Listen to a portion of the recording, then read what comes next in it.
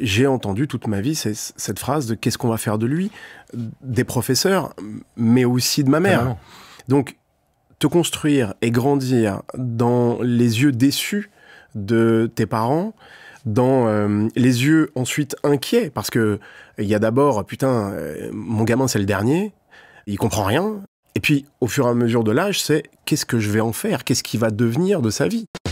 Pour moi, le cinéma, c'est quelque chose qui est tellement fantasmé que c'est presque impalpable, ça n'existe pas. À tel point que la première fois que j'ai tourné un film avec mes animaux et que je disais à mes potes, ben là, je travaille dans le cinéma, ils m'avaient dit, dans lequel cinéma? Non, le cinéma, le milieu du cinéma. Ils pensaient que je travaillais à l'entrée du pâté de Melun, au ticket ou au popcorn. Il n'y a jamais un moment où je me suis dit « J'espère un jour faire des photos avec des gens dans la rue ». C'est pas ce qui me faisait kiffer. Ce qui me faisait kiffer, c'était de réussir enfin à faire quelque chose de ma vie, de réussir à accomplir quelque chose qui, en plus, attirera des regards sur celui que j'étais, qu'on regardait que en disant « C'est lui qui est le dernier de la classe ». Bonjour à toutes et à tous, je suis Alexandre Mars et vous écoutez Pause, le podcast où on prend le temps de s'arrêter, le temps d'écouter, le temps d'explorer, le temps de rire. Soyez les bienvenus. Comment un garçon issu d'un milieu très modeste, multidis, sans diplôme, a-t-il réussi à s'imposer comme l'un des acteurs-réalisateurs les plus reconnus, bankable, on dit, de sa génération en France? Dresseur de chiens à ses débuts, il explose avec la comédie Les Kairas, avant d'enchaîner avec des succès comme Taxi 5 et la série Validé, qui a révolutionné la représentation du rap à l'écran. Réalisateur, acteur, scénariste, Franck est un vrai touche-à-tout. Il est avec nous aujourd'hui pour nous dévoiler les coulisses de son parcours. Bonjour Franck Gastambide. Bonjour Alexandre, merci pour cette introduction. Comment tu vas? Plutôt bien, je suis ravi d'être là. C'est toujours une expérience étonnante parce que je sais que là on part pour un voyage dans lequel on va se dire plein de choses que je n'aurais sans doute jamais dit dans aucune autre promo. Et c'est ce format que tu as créé qui permet ça. Toi qui fais énormément de choses, tu fais souvent des pauses, tu prends le temps justement de dire « Waouh, où j'en suis, où je vais demain ?» ou est-ce que tu es continuellement dans un projet? Je sais qu'aujourd'hui tu as un projet d'écriture, tu vas faire une promotion prochainement et tu es dans l'editing d'une autre série. En fait, tu as juste en ce moment 3 grands projets. Et si on ne parle pas des petits projets, hein, c'est 3 grands projets. Ça, c'est ta vie? Tu prends des pauses? La pause me culpabilise. Elle est essentielle pourtant, hein, mais la pause me culpabilise. J'ai tellement rêvé de la vie que j'ai aujourd'hui. J'ai tellement attendu mon tour longtemps. J'ai tellement une vie que je n'aurais jamais osé rêver que l'inactivité m'angoisse et la pause me culpabilise. En fait, elle te culpabilise parce que t'as peur qu'on t'oublie? T'as peur que si t'es pas tout le temps devant, les gens vont se dire, mais Franck, qui? Est-ce que t'as peur de ça? Ouais, j'ai longtemps eu ça. J'essaye de me guérir de ça. J'essaye de me dire... Tu sais, pendant longtemps, on te disait... dans les interviews, on te dit, est-ce que tu as peur que ça s'arrête? Ouais.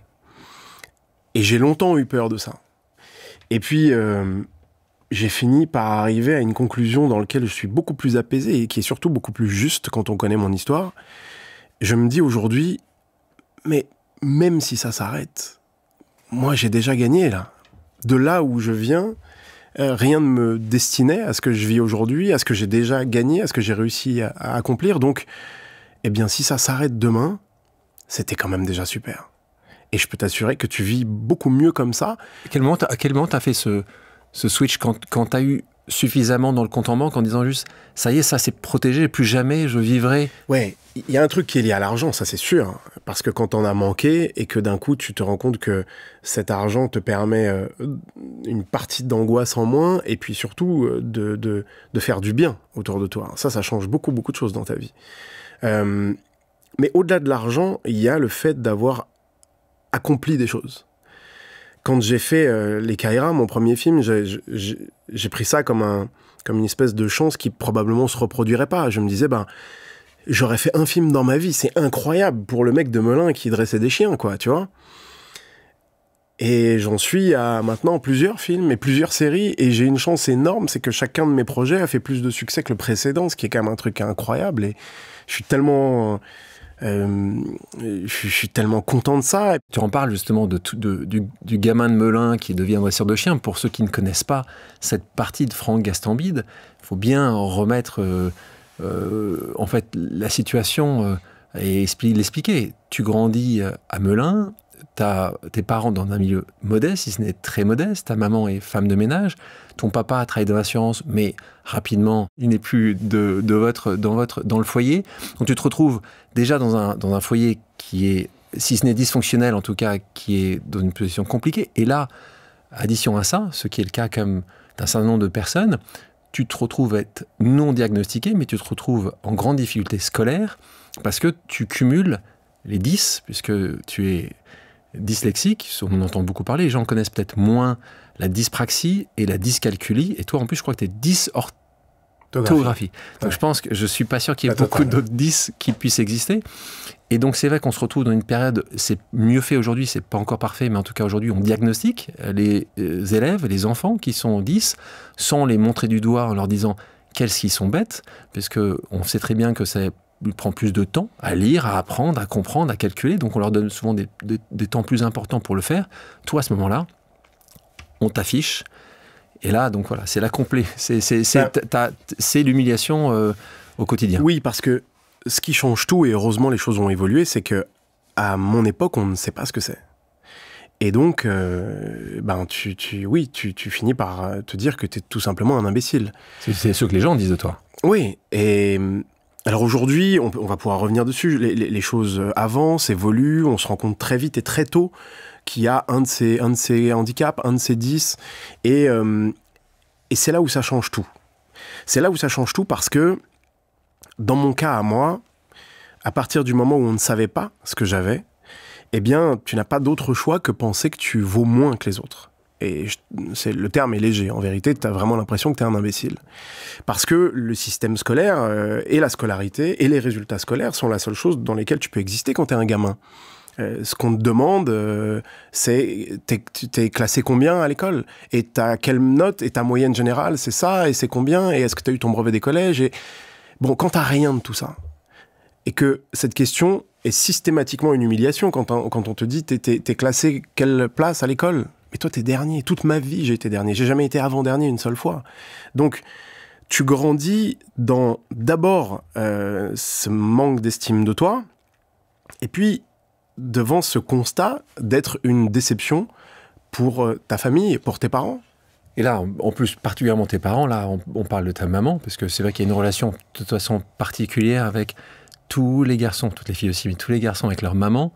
Donc cet amour, ce regard d'amour n'existe quasiment pas. En tout cas, il est rapidement abîmé par le fait que il est considéré que tu es le dernier, enfin tu es le dernier à la classe, donc considéré que tu n'es pas suffisamment intelligent, et donc se retrouve où même tes parents, ce que tu me disais, c'est que ils arrêtent même de venir aux réunions parents-professeurs. C'est que tu te retrouves... Oui, la réunion parents-prof est une humiliation pour eux. C'est les parents du dernier.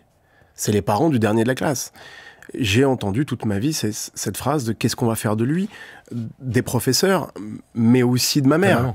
Donc, te construire et grandir dans les yeux déçus de tes parents, dans les yeux ensuite inquiets, parce que il y a d'abord, putain, mon gamin c'est le dernier, mon gamin il comprend rien, mon gamin il lit pas bien, mon gamin il fait des fautes tout le temps, et puis au fur et à mesure de l'âge, c'est qu'est-ce que je vais en faire, qu'est-ce qui va devenir de sa vie, tu vois ? Ici, on a eu d'autres personnes qui ont eu des parcours comme toi assez incroyables et qui ont été diagnostiquées malheureusement trop tard, 10. On parle de Stéphane de Groot, que tu connais, qui est exceptionnel. Alexia Laroche-Joubert, que tu connais aussi, grande productrice. Mais c'est Isabelle Nanty, qui est là aussi, qui a eu ça. Mika. Et toutes ces personnes-là, en effet, comme toi, ont eu à devoir regarder le tribunal populaire, qui était en gros déjà les professeurs et les élèves. Pour entrer un peu dans ce moment-là, est-ce que tu as eu des professeurs qui, pendant toutes ces années-là, t'ont tendu la main? Est-ce qu'il y a des professeurs qui ont vu en toi ce que tu étais? Parce que souvent, il y a le côté book smart, ce qu'on dit souvent aux États-Unis, c'est-à-dire bon dans les études, et puis tu as celui qui est bon dans la rue, le street smart. Toi, tu as toujours été très bon, justement, tu as essayé de compenser certainement. Est-ce que tu as des professeurs comme ça qui ont vu quelque chose en toi, qui ont eu cette lumière et qui t'ont aidé pendant ces années-là? Oui, c'est pour ça que je n'ai pas de... Je suis pas du tout revanchard avec l'école, le système scolaire, ni même envers ma propre mère qui, elle aussi, ne croyait plus en moi. Et de toute façon, moi-même, je ne croyais pas en moi, donc je pouvais pas lui en vouloir. Probablement que ça faisait appel aussi à ses propres déceptions, de elle ne pas avoir pu faire d'études et qui rêvait d'avoir un gamin qui en ferait. Et puis là, non seulement il en fait pas, mais surtout il comprend rien, il est dernier. Donc, ouais, j'ai l'impression que, en tout cas, d'abord, ça crée forcément des conséquences, hein, parce que à force de décevoir ta maman et de la sentir déçue, bah, y a un moment où t'abandonnes toi aussi, où tu te dis bon, de toute façon, j'arriverai jamais à la rendre fière, donc perdu pour perdu. À quoi bon? Et c'est à ce moment-là où tu commences à être en danger socialement, très en danger. Mais là, tu parles de cette petite délinquance où t'as plus grand monde écoute, à rendre fier, c'est ça que tu dis? Ouais, mais pour entrer dans quelque chose de plus fort et plus concret sur le sujet dont j'ai eu le temps et la possibilité de réfléchir, le problème, et je vais parler là au nom d'autres personnes qui ont mon handicap, parce que, évidemment, depuis que j'ai pris la parole sur ce sujet, j'ai reçu des milliers de messages. À chaque prise de parole, et sur des énormes médias comme 7 à 8 sur TF1, ce genre de choses, où derrière, tu reçois des milliers de messages, et où je me suis dit, bon, ben, j'ai bien fait d'aller en parler, alors qu'en vérité, quand tu vas faire ta promo d'un film d'action Netflix, tu pourrais essayer de faire le mec qui est invincible. Et tu montres cette vulnérabilité. Ouais, et elle n'était pas calculée, cette prise de parole, et heureusement que je l'ai fait, parce que je me suis dit que moi, à mon époque, quand j'étais dernier de la classe et que je me sentais dans l'esprit de quelqu'un qui parfois était même plus malin que tous ses camarades de classe, mais malgré tout, j'avais aucun moyen de le prouver puisque j'étais dernier de la classe, et que ton classement et tes notes et ton bulletin scolaire est le seul moyen de prouver si t'es, entre guillemets, intelligent, ce qui est évidemment une erreur, mais en tout cas, c'était le cas dans le regard de ces professeurs, du système scolaire et aussi de ma famille. Donc, ce qui est important, c'est que il faut comprendre que les résultats scolaires, puis l'accessibilité à un diplôme, et donc à un bon métier, ou l'incapacité de ce diplôme qui te permettra d'avoir un bon métier, n'est qu'une petite partie des conséquences de ce qu'on les dit. Là, ce dont je veux te parler, c'est quelque chose que j'ai vraiment identifié assez récemment, en fait. Les conséquences de la dyslexie, de la dyspraxie, de tous les handicaps invisibles, ne s'arrêtent pas à la fin de la scolarité, parce qu'ils font des dégâts. Et ces dégâts, tu te les traînes longtemps. Au moment où je te parle, je les traîne encore, ces dégâts. Le processus, c'est: je suis incapable d'avoir un bon diplôme, j'ai été nul à l'école toute ma vie, on m'a répété que j'étais nul, j'ai constaté par moi-même que j'étais nul, je commence à avoir des gros problèmes de confiance en moi. Alors soit je suis en train de me construire avec cette confiance en moi, alors là, je l'éteins carrément, soit j'en avais un peu puis je la perds. Alors tu grandis avec ce manque de confiance en toi. Là où ça devient dangereux, c'est que ce manque de confiance en toi se transforme en une dévalorisation. Tu te dévalorises toi-même. Et à ce moment-là, tu es en danger dans notre société. Parce que tu vas accepter qu'on te traite mal dans une société, dans un groupe d'amis. Tu vas tomber amoureux de la mauvaise personne, dont tu vas accepter qu'elle te parle mal et qu'elle soit méchante avec toi parce qu'on t'a répété toute ta vie qu'est-ce qu'on va faire de toi. Et là, tu trouves quelqu'un qui veut de toi. Alors tu vas tout accepter de cette personne, même les choses que tu ne devrais pas accepter.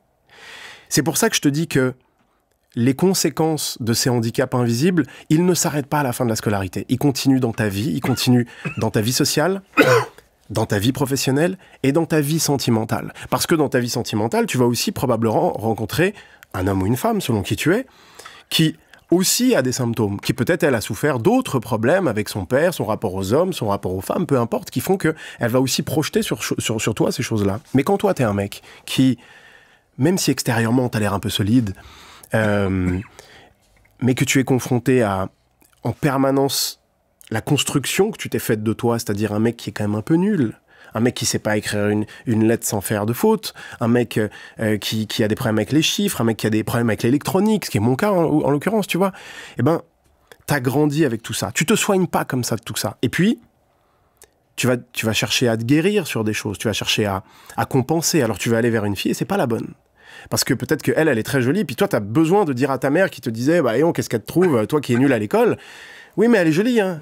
Elle est jolie, mais elle a d'autres problèmes. Et elle va te faire l'enfer. J'étais très heureux quand, il y a quelques mois de ça, j'ai vu que tu as reçu un insigne important. Ouais. Tu as dû être hyper fier. Raconte-nous un petit peu comment ça s'est passé cette... Écoute, je suis prévenu par un ami qui m'envoie un texto pour me dire « Félicitations. Félicitations pourquoi ? Mais tu viens d'être nommé chevalier des arts et des lettres par Madame la ministre de la Culture. » Écoute, j'ai appelé ma mère immédiatement. Premier appel, c'est ta maman ? Ouais. Pourtant, tu dis, c'est marrant, tu dis que tu as arrêté d'espérer qu'elle te regarde. Mais en fait, c'est pas vrai. Non, c'est pas vrai. Ouais. C'est pas vrai. Non. Elle t'a dit quoi, là ? Tu te le dis pour... Ouais, pour espérer qu'elle... tu te le dis parce que c'est trop dur, sinon, tu vois, et tu te dis, c'est pas grave, je continue, tu vois. Mais enfin, c'est quand même mieux si elle regarde, hein. Ouais, grave. Et donc là, elle t'a dit quoi, au moment ? Écoute, j'ai le souvenir d'un moment de surprise. Je lui partageais moi-même ma surprise. Mais si tu veux, le parcours est tellement fou, en fait, de se dire que je reçois donc, à mon âge, le premier diplôme de ma vie. Et le premier diplôme de ma vie, c'est chevalier des arts et des lettres. Ça assure. Hein. Et ce qui est touchant pour moi, c'est que, oui, le niveau de mes handicaps m'a empêché d'avoir le moindre diplôme. C'est-à-dire qu'à part mon permis de conduire, j'ai rien, moi. Et se dire que j'ai celui-ci et qu'on me l'a donné parce que, malgré tout, on aime ou on n'aime pas ce que je fais. Toujours est-il que ça marche et que ça plaît à des gens. Mon premier réflexe quand on me prévient, c'est que je vais sur Google pour vérifier exactement à qui on donne à qui cette récompense, ouais. Et quelle est la définition de chevalier des arts et des lettres, etc.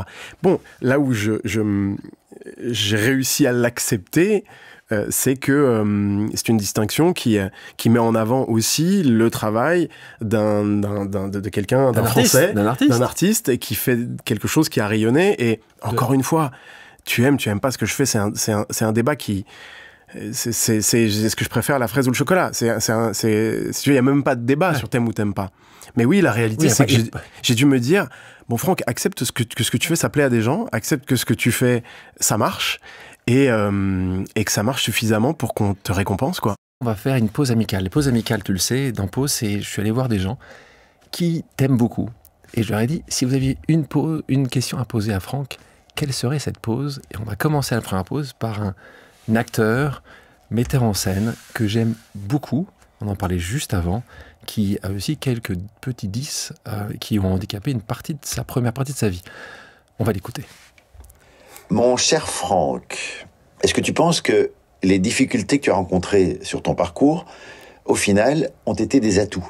Tu sais, un peu comme des clés que tu aurais fabriquées afin d'ouvrir des portes que peut-être tu n'aurais jamais eu envie d'ouvrir. Un peu à l'image de ces enfants qui se voient interdits, empêchés de faire ceci ou cela, et qui vont alors déployer des trésors d'imagination et beaucoup d'énergie pour y parvenir malgré tout. Stéphane de Groot. Stéphane de Groot, mon frère de handicap. Ton frère de handicap, j'adore. J'aime beaucoup. Quelle belle question. Exactement ce que tu dis. Oui, et puis, ici. Exactement. Il a totalement raison. C'est ce qu'il faut qu'on se dise. C'est une réalité. Ça nous oblige à prendre d'autres chemins. Et parfois, ils vont être beaucoup plus beaux que si on avait juste eu de bons résultats à l'école. Mon exemple est le bon.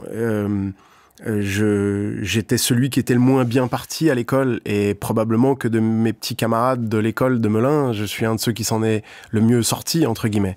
Et ça, c'est ce que dit Stéphane, c'est-à-dire que on a été obligé de chausser d'autres crampons et de prendre d'autres chemins. Et il s'avère que ça nous a rendus meilleurs. Ça nous a obligés à prendre d'autres risques. Moi, mes handicaps provoquent un manque affectif, une espèce de sentiment de rejet, une dévalorisation qui fait que je me rapproche des animaux. Parce que eux ne me jugent pas. Parce que eux s'en foutent de mon classement à l'école et de la note que j'ai eue en sciences nat.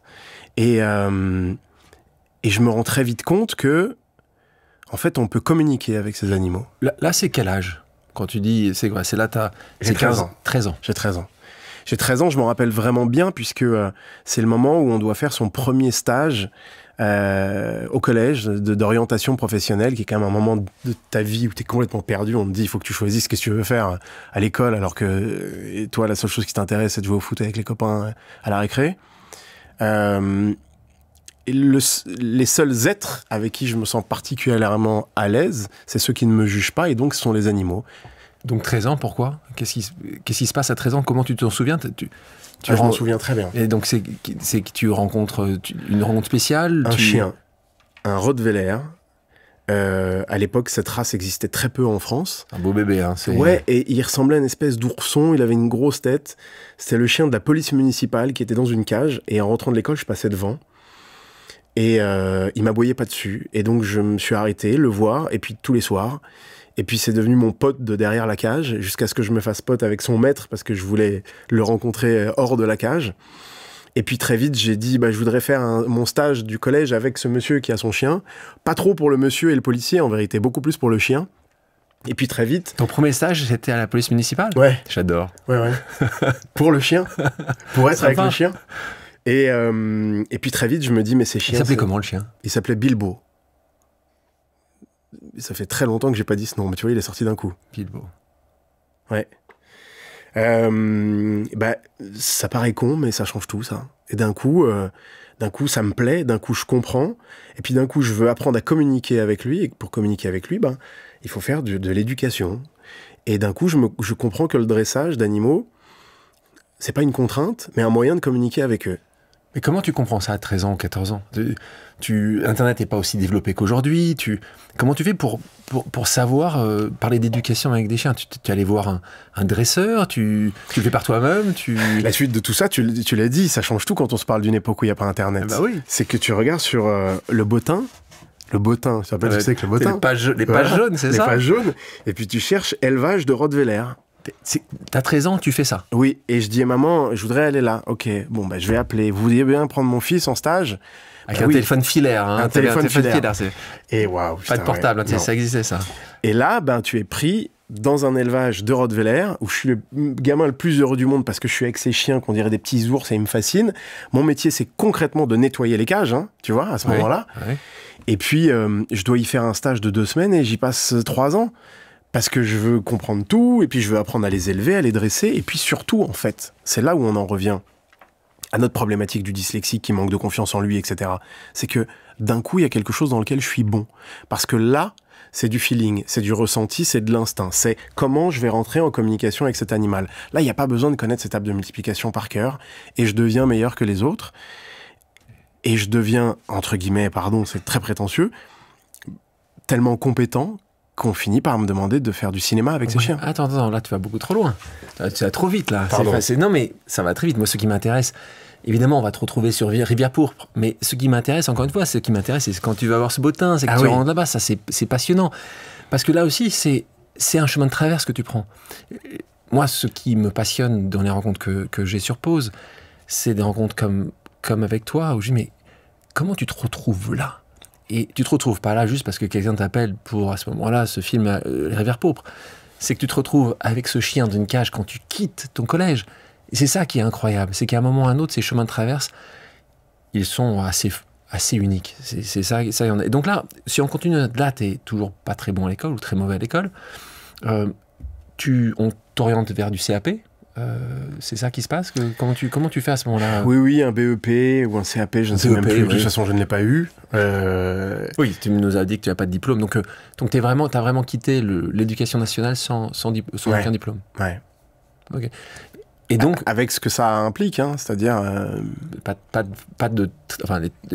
d'accessibilité à des bons métiers. Ouais, exactement. Donc, je me passionne pour les animaux, je le sais maintenant. On adore tous les chiens, mais cet amour que je développe, il est lié à un manque affectif. Je vais vers des animaux qui ne me jugent pas. Mais là où ça change tout, c'est que d'un coup, je deviens compétent dans quelque chose. Tu excelles quelque part. Moi, à qui on ne fait que répéter qu'est-ce qu'on va faire de lui. Donc comment tu fais là? Tu crées ta petite organisation. Là, déjà, donc tu vas travailler en tant qu'agent de sécurité. Donc on te retrouve aussi s'il faut quand même payer la nourriture. Tu habites toujours chez maman à ce moment-là.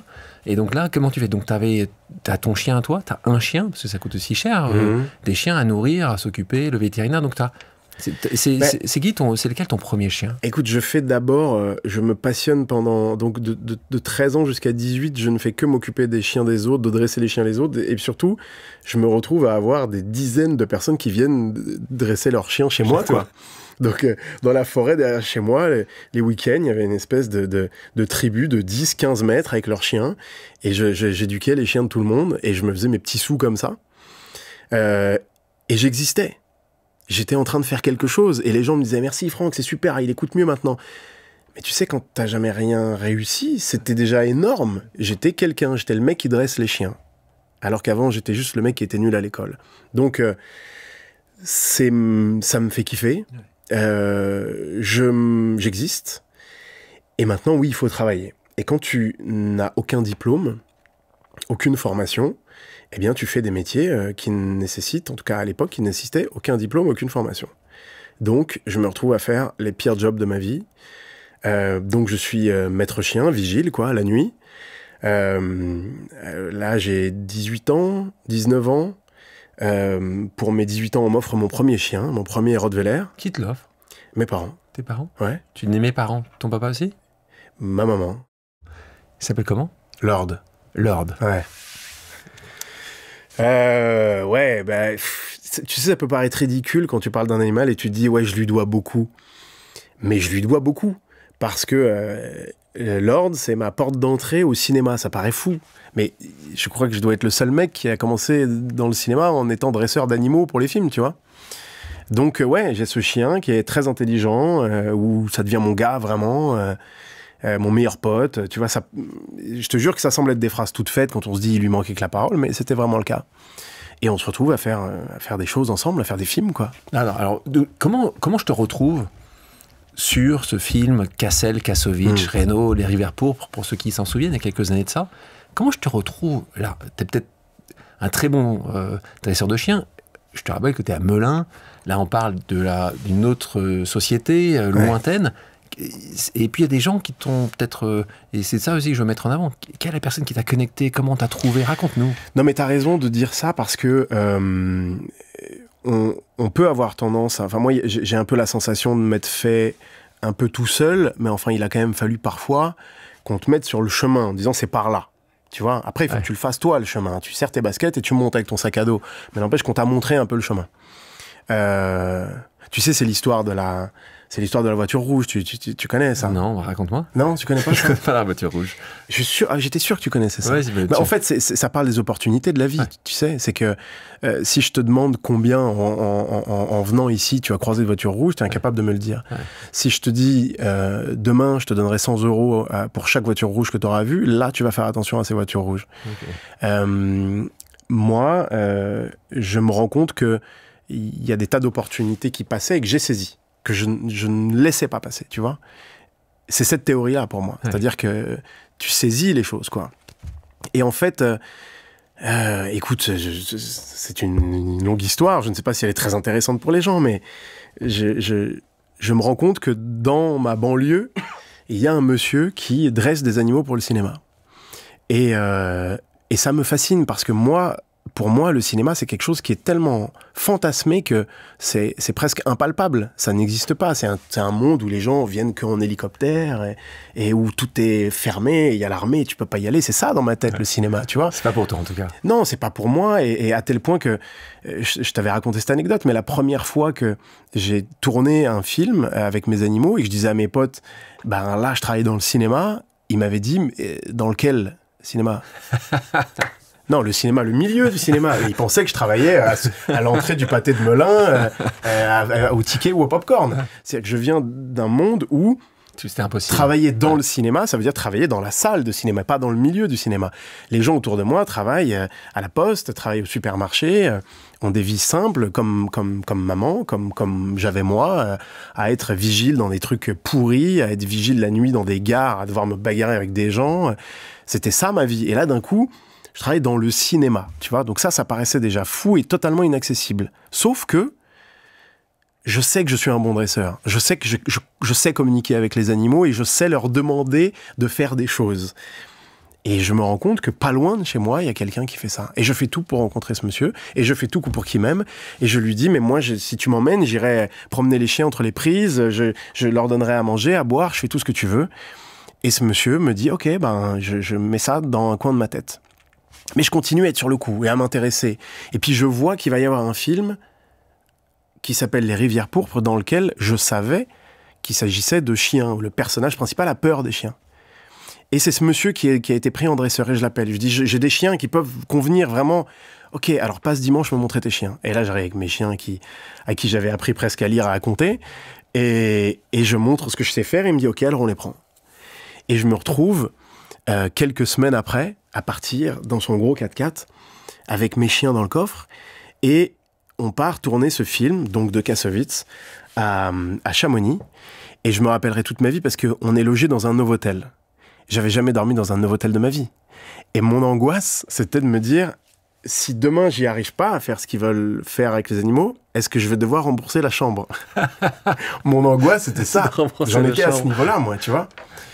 Et sauf qu'à ce moment-là, je ne connaissais pas les techniques de découpage du cinéma. C'est-à-dire que je savais pas qu'en fait, on allait faire des plans serrés, puis on allait tricher, etc. La scène est extrêmement compliquée. C'est un petit aveugle qui était vraiment aveugle, de 8 ans ou 9 ans, et le chien qui était face à Jean Reno, et Jean Reno a peur du chien, donc le chien doit lui montrer les dents, grogner, etc. Sur le papier, c'est pas si simple. Ça veut dire un enfant qui avec un chien qui grogne, etc. Moi, j'avais dressé mon chien avec tous les gamins du quartier. C'est-à-dire que il n'y a aucun risque, on pouvait faire la prise 300 fois, je ne connaissais pas les techniques dont on se rapproche, donc c'était comme si c'était un énorme plan séquence, cette séquence, et donc le chien était parfaitement apte à faire ça. Et je me rappelle, j'ai 20 ans là, hein, j'ai 20 ans, première fois de ma vie que je mets les pieds sur un plateau de cinéma, pas des moindres, Kassovitz qui a fait La Haine avant, qui est un de mes premiers chocs, Jean Reno, Cassel, bon, je suis terrorisé. Je me rappelle avoir monté les marches de ce décor, qu'on voit dans le film d'ailleurs, avec les jambes qui tremblaient et mon chien qui ne faisait que halter parce que je lui transmettais mon stress, le pauvre. Il devait se dire, mais où est-ce que papa il m'emmène? Pourquoi il est inquiet comme ça? Et puis je suis dans un coin avec mon chien et Kassovitz vient et il adore les chiens, donc ça se passe très bien tout de suite. Et il me dit, bon, j'imagine qu'on peut pas faire grogner le chien à côté du gamin, c'est ça? Je vais devoir faire un plan serré. Je dis, bah si, il peut faire... Regarde, il fait tout de suite, et je lui montre, le chien, il monte les dents comme ça, pour jouer, en plus, que j'avais dénaturé complètement cet exercice. Ouais. Et Kassovitz trouve le truc tellement bien qu'on le fait, et on le refait, et c'est tellement bien que c'est dans la bande-annonce, d'ailleurs. Et là, la voiture rouge. Petite perche qu'on me tend. Kassovitz qui me dit, bah viens, on va promener les chiens. Il avait un boxer à l'époque, et on part promener les chiens tous les deux. Et il me dit, c'est super ce que tu fais, je vais te présenter à des potes à moi, ils font des courts-métrages, ils font des clips de rap, tu vas bien t'entendre avec eux. Et il me présente à Kim Chapiron et Romain Gavras, qui ont un collectif qui s'appelle Courtrage-Mais, qui font effectivement des petits courts-métrages, des clips de rap. Et moi, pour la première fois, je pars de ma banlieue de Melun avec mon 4x4 qui sent le chien, et je monte à Paris, voir des mecs qu'on m'a présentés, qui sont des mecs de Paris, et ben... Encore la voiture rouge, je saisis des opportunités. Alors, super histoire et merci de préciser cette voiture rouge. Je pense qu'en effet, tu as la chance et tu as les chanceux. Et je pense qu'il faut saisir cette chance. Je pense que tu peux en effet être bien né, mais il y a plein de gens qui peuvent être bien nés, mais qui ne vont pas saisir ce moment-là.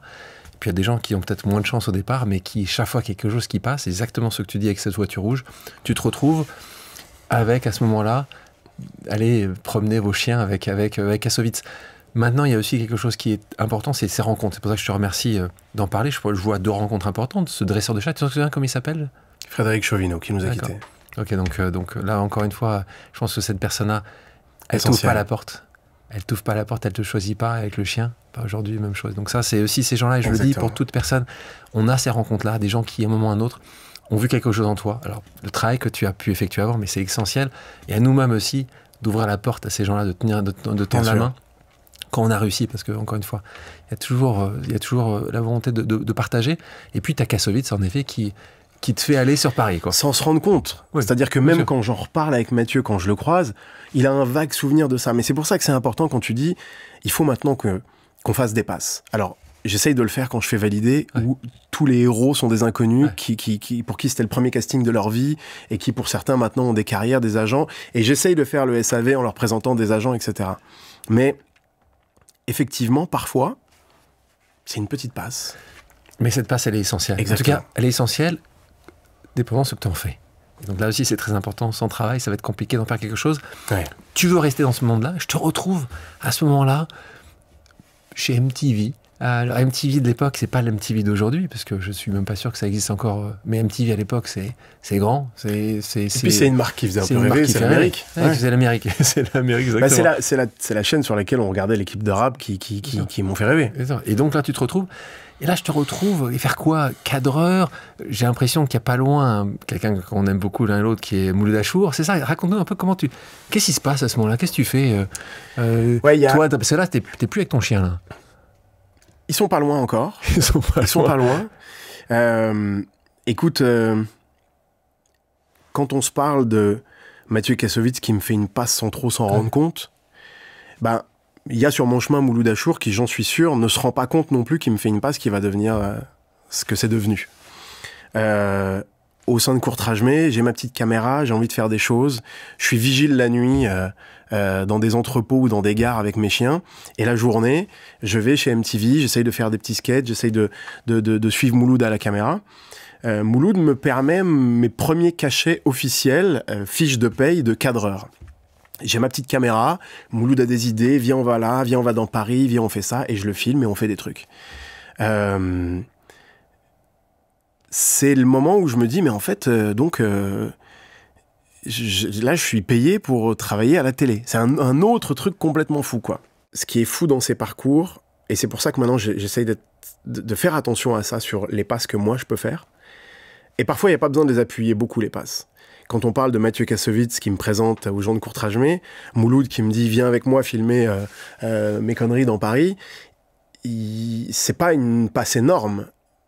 Mais s'il n'y a pas ces passes-là, il n'y a pas la suite. Donc ouais, je tourne des petites vidéos avec Mouloud. Je touche donc un tout petit peu ce milieu-là. Et puis Mouloud part sur Canal et moi je suis sur MTV avec ma petite caméra et je me dis bon bah ça s'arrête là l'histoire, c'était déjà cool mais ça s'arrête là.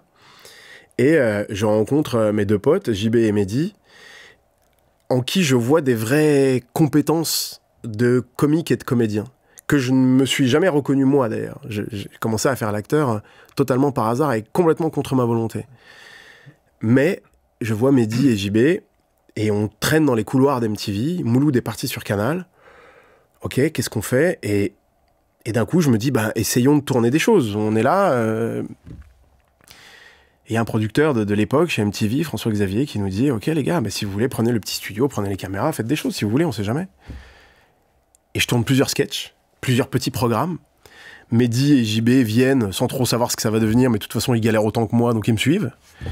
Et puis dans la multitude de choses qu'on tourne, on tourne ce sketch qui s'appelle Kaira Shopping, dans lequel je dois me mettre en acteur, moi qui n'ai aucune volonté d'être acteur, je rêvais de faire de la mise en scène, parce que personne veut jouer dans mes sketchs, en fait. À part mes deux potes qui le font presque un peu par charité, personne ne veut jouer dans les sketchs. Avant de rentrer sur Kaira Shopping, qui va amener justement le succès de Kaira, pourquoi tu me dis que tu veux pas du tout jouer et faire de la mise en scène? T'as 23, 24, 25 ans, c'est le moment justement où ce qui fait rêver, c'est la comédie, c'est d'être devant, c'est de prendre la lumière. Pas toi? Non, ben Alexandre, il faut... De nouveau, parce que il faut avoir que t'es pas capable. Une sacrée confiance en soi pour se dire je vais aller devant une caméra, puis je vais vous faire rire. Et puis je vais avoir l'audace de vous dire quand je vais me mettre devant la caméra, je suis tellement super que vous allez avoir envie de me regarder. Mais j'étais loin de penser ça de moi. Très loin de penser ça de moi. J'étais déjà très content de me dire je peux prendre une caméra dans un studio de télé et puis j'ai la chance de pouvoir filmer mes potes, donc je vais me prendre la tête, je vais réfléchir à des choses, je vais écrire, je vais préparer. Je vais essayer de servir le mieux possible mes deux potes de vannes et de répliques pour que ça soit cool. Je vais essayer de trouver un concept cool. Et déjà, ça serait énorme. Mais moi, me mettre là, mais pour qui je me prends de me mettre devant une caméra? En quoi je peux estimer que les gens vont avoir envie de me regarder moi? Jamais j'ai pensé comme ça. J'ai dû me mettre devant la caméra parce que personne ne voulait jouer dans mes sketchs. C'est comme ça que ça a démarré. Et puis la suite de l'histoire, c'est que ces sketchs fonctionnent tellement bien que chez MTV, on nous dit « Allez les montrer à Canal+. » Allez montrer, mais je sais même pas où c'est Canal+, moi. C'est cette phrase en l'air qu'on te dit, tu devrais aller voir Canal+. Comme quand t'as un mec qui te dit, tu devrais faire du cinéma. Mais enfin, c'est pas où, tu vois.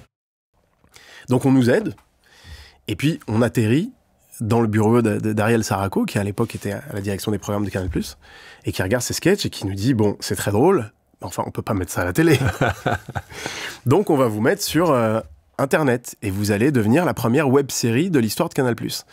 Aujourd'hui, une web-série, on sait que ça peut faire le tour du monde. À l'époque, la web-série, c'est vraiment le truc qu'on te met, c'est la voie de garage pour nous. Et en vérité, c'est devenu le plus grand espace de liberté qu'on pouvait espérer, qui est le cas maintenant. Mais à l'époque, nous, on rêvait d'être Omar et Fred, on rêvait du cinéma de Jamel, c'était ça qui nous faisait rêver. Là, on nous dit non, t'iras sur le site internet. Et puis ça marche. Quelle année, là? On est en 2008, 2007, 2008, quelque chose comme ça. Et on me dit, écoute, c'est très drôle, est-ce que tu peux en faire 40? Et je leur dis, bah oui, mais maintenant, il faut trouver un comédien pour jouer mon rôle. Ah mais non, ça marche comme ça, vous trois, là.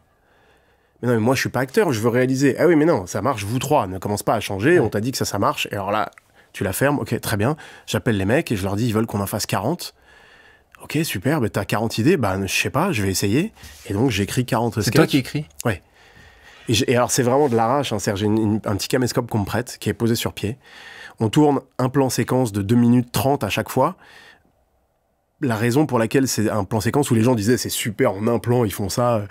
Mais c'est parce que je savais pas faire de montage. C'est pour ça que c'était un plan. C'est pas parce que c'était une idée géniale, c'est parce que je savais pas faire autrement. Donc, on tourne ces petits sketchs. Alors, je te passe les détails de...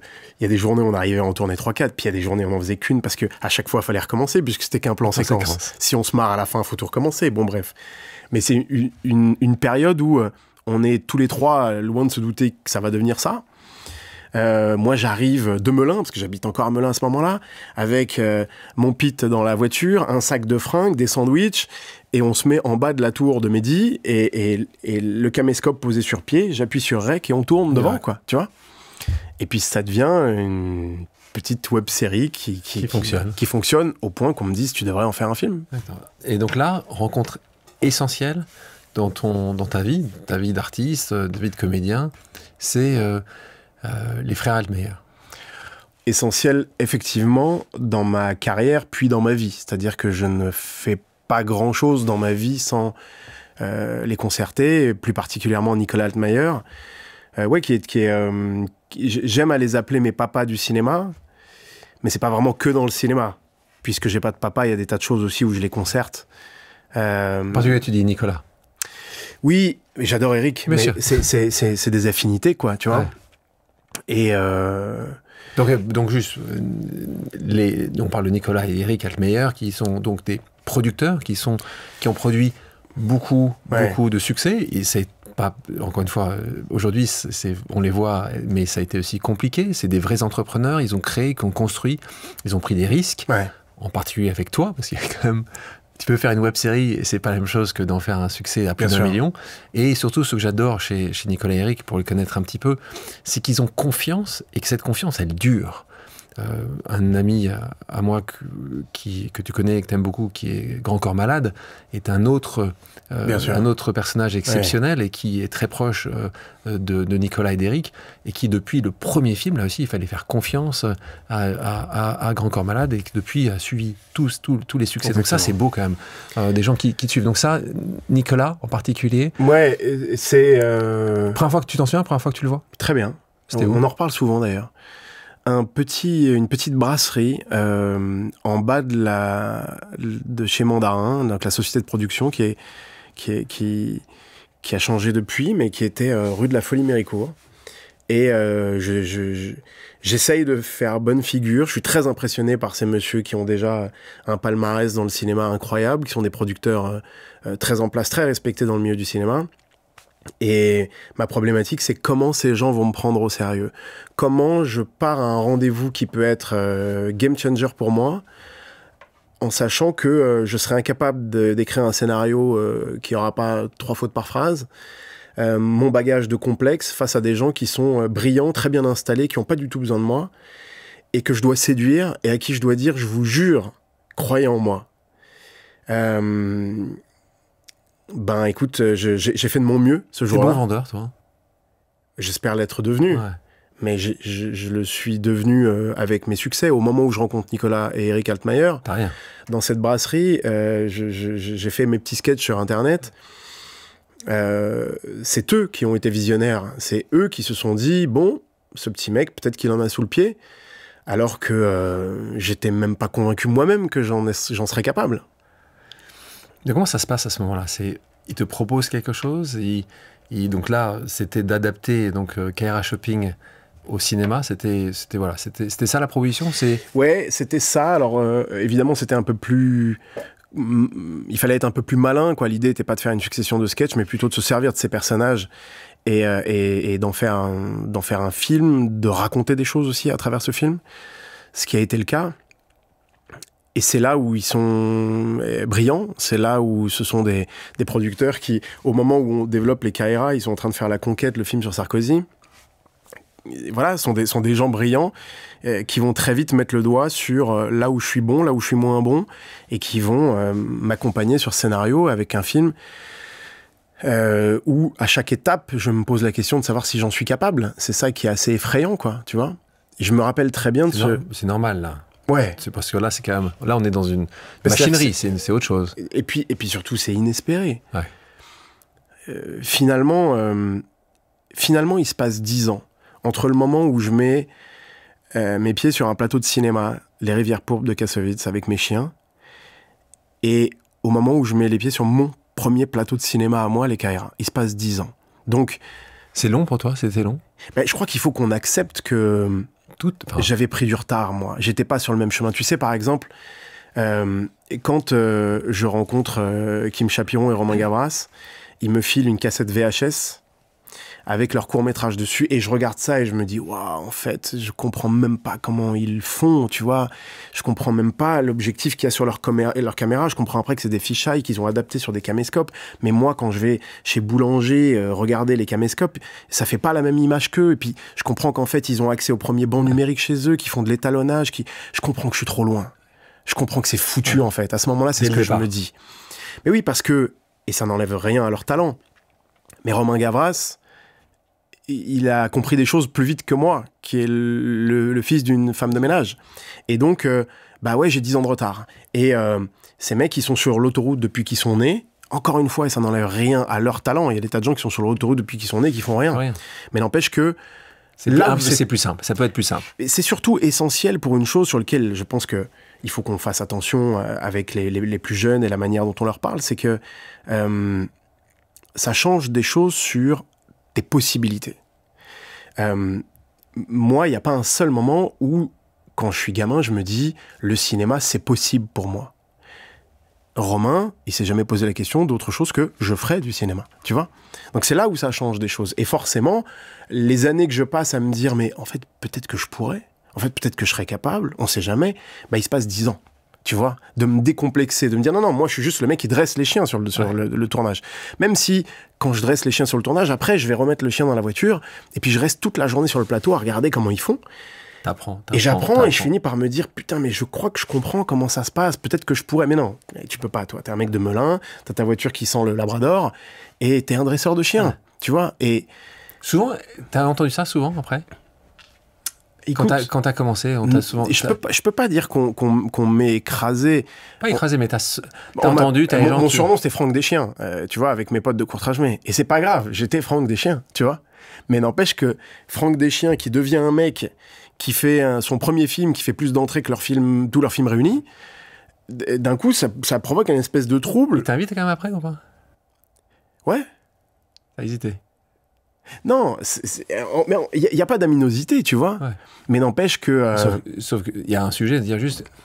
il te regarde un peu d'eau. Enfin, je parle pas de Courtrage, mais je dis en gros, globalement, tu te retrouves à avoir des succès que quasiment aucun autre, bien né ou pas bien né d'ailleurs, n'a pu avoir. Mmh. Et ouais, avec pas de cours Florent, de cours Simon, pas d'apprentissage dans le dur, quoi. Oui, mais à ça, on peut aussi te dire, oui, quand tu vois ce qu'il fait, Gaston Bide, je comprends qu'il n'a pas fait d'école. Tu vois ce que je veux dire, tu peux toujours te défendre comme tu veux de ça. Hein. Oui, mais après, c'est un sujet. Est-ce que les gens regardent ou pas ? Enfin, c'est comme les gens qui disent, est-ce qu'on préfère regarder Arte ou TF1 ? Moi, je veux bien poser cette question-là. Hein. Elle est peut-être utile d'être posée. À la fin, c'est... À quoi sert le cinéma? À quoi sert? Il y a des moments où il faut apprendre et puis il y a des moments où il faut se divertir. Moi, j'adore cette discussion. Toi, tu penses que quand les gens t'envoient ça en disant juste, bon, c'est facile, ou c'est même pas facile, ils disent pas ça, ils disent juste, quels sont ces films? Tu leur réponds quoi? C'est bien le principe du cinéma, c'est que les gens oublient leurs problèmes pendant 2 heures, non? Moi, je suis maintenant à l'aise avec ça, parce que cette discussion, elle n'existe qu'avec 500 personnes à Paris, en vrai. Tu vois, c'est une discussion de microcosme, de ouais, bah, lui, c'est populaire, non, mais Taxi, c'est nul. Ça fait longtemps que je suis en paix avec ça, parce que c'est mes choix. Ouais.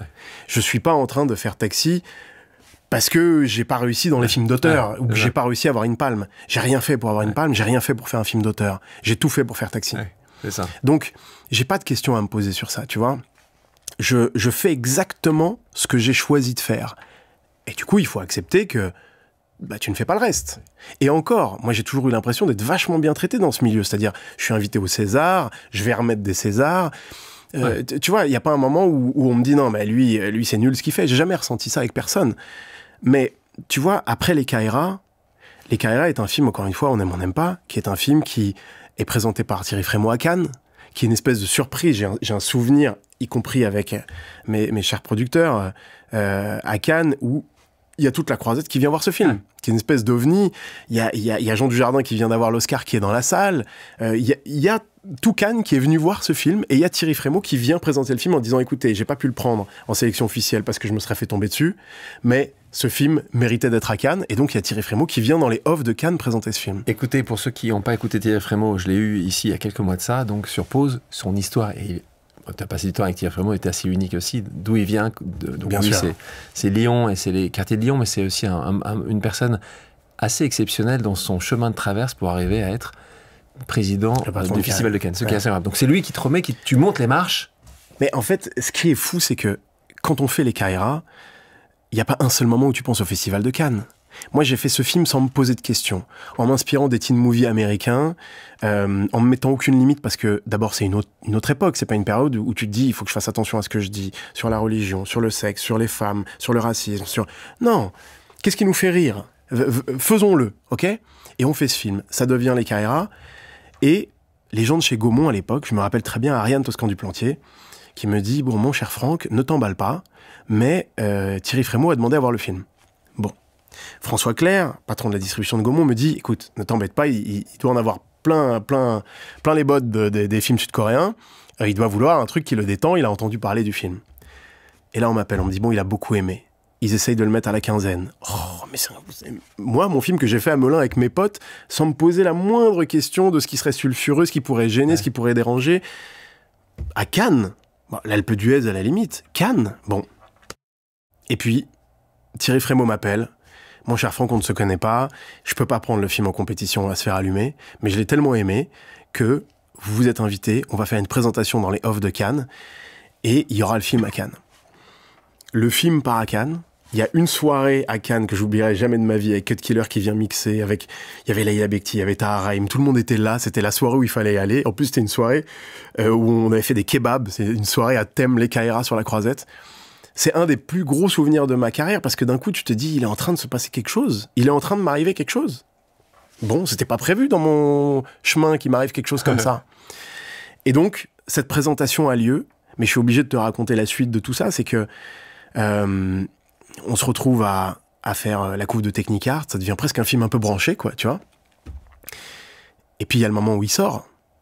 Et alors là, je vis pour la première fois de ma vie ce que c'est une sortie de film. Un cauchemar. Tu as l'impression que en une journée, ta vie va basculer d'un côté ou de l'autre. Soit le film est un échec et peut-être que ça s'arrête là pour toi, et soit le film décolle et il se passera quelque chose. C'est une séance d'ailleurs. Une séance, tu sais ça, le mercredi matin. Exactement. Alors je veux pas entendre tout ça, puis j'ai pas encore les codes comme maintenant, je suis effrayé partout, je passe une journée terrible, on continue à faire des promos, on fait des tournées, t'arrives dans des salles, il y a du monde, d'autres où il y a pas, t'es incapable de savoir si c'est en train de marcher ou pas. Et puis, arrive ce moment incroyable où je veux plus entendre si ça marche ou pas parce que ça m'effraie. Et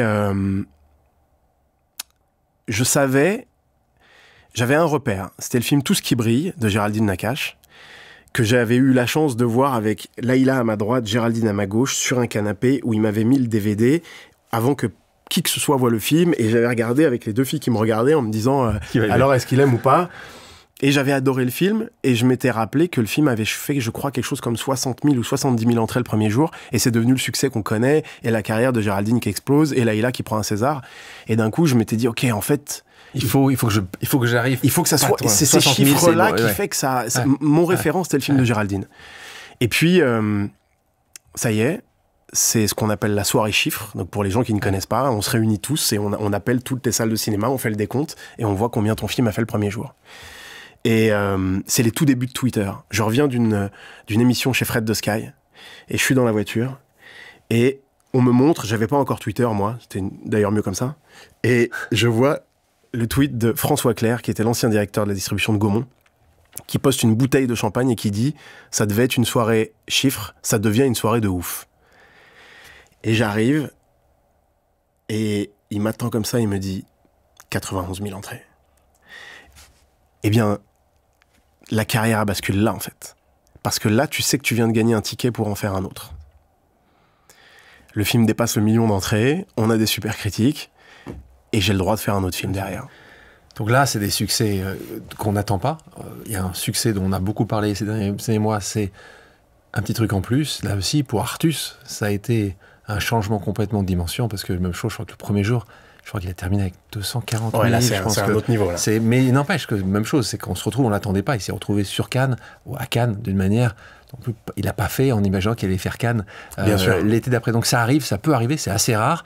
Toi, justement, ça ouvre cette porte vers ce second film, toujours au cinéma populaire.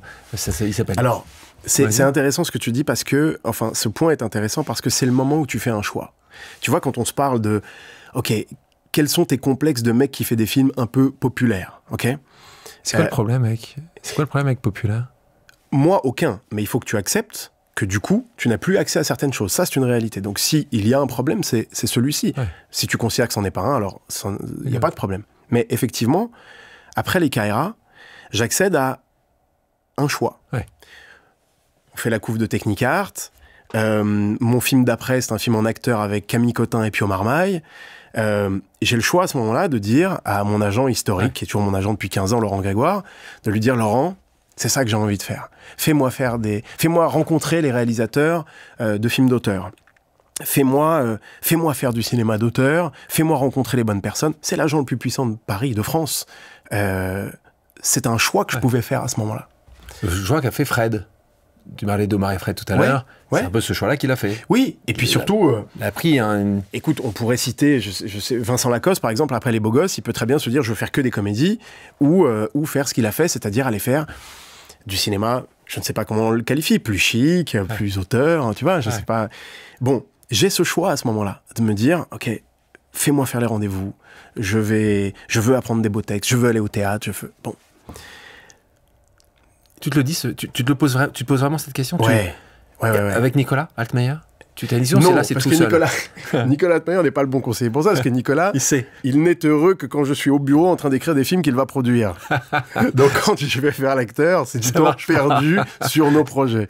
Non, j'ai ces discussions avec Laurent Grégoire, mais j'ai envie de continuer ce que j'aime, j'ai envie de continuer à raconter...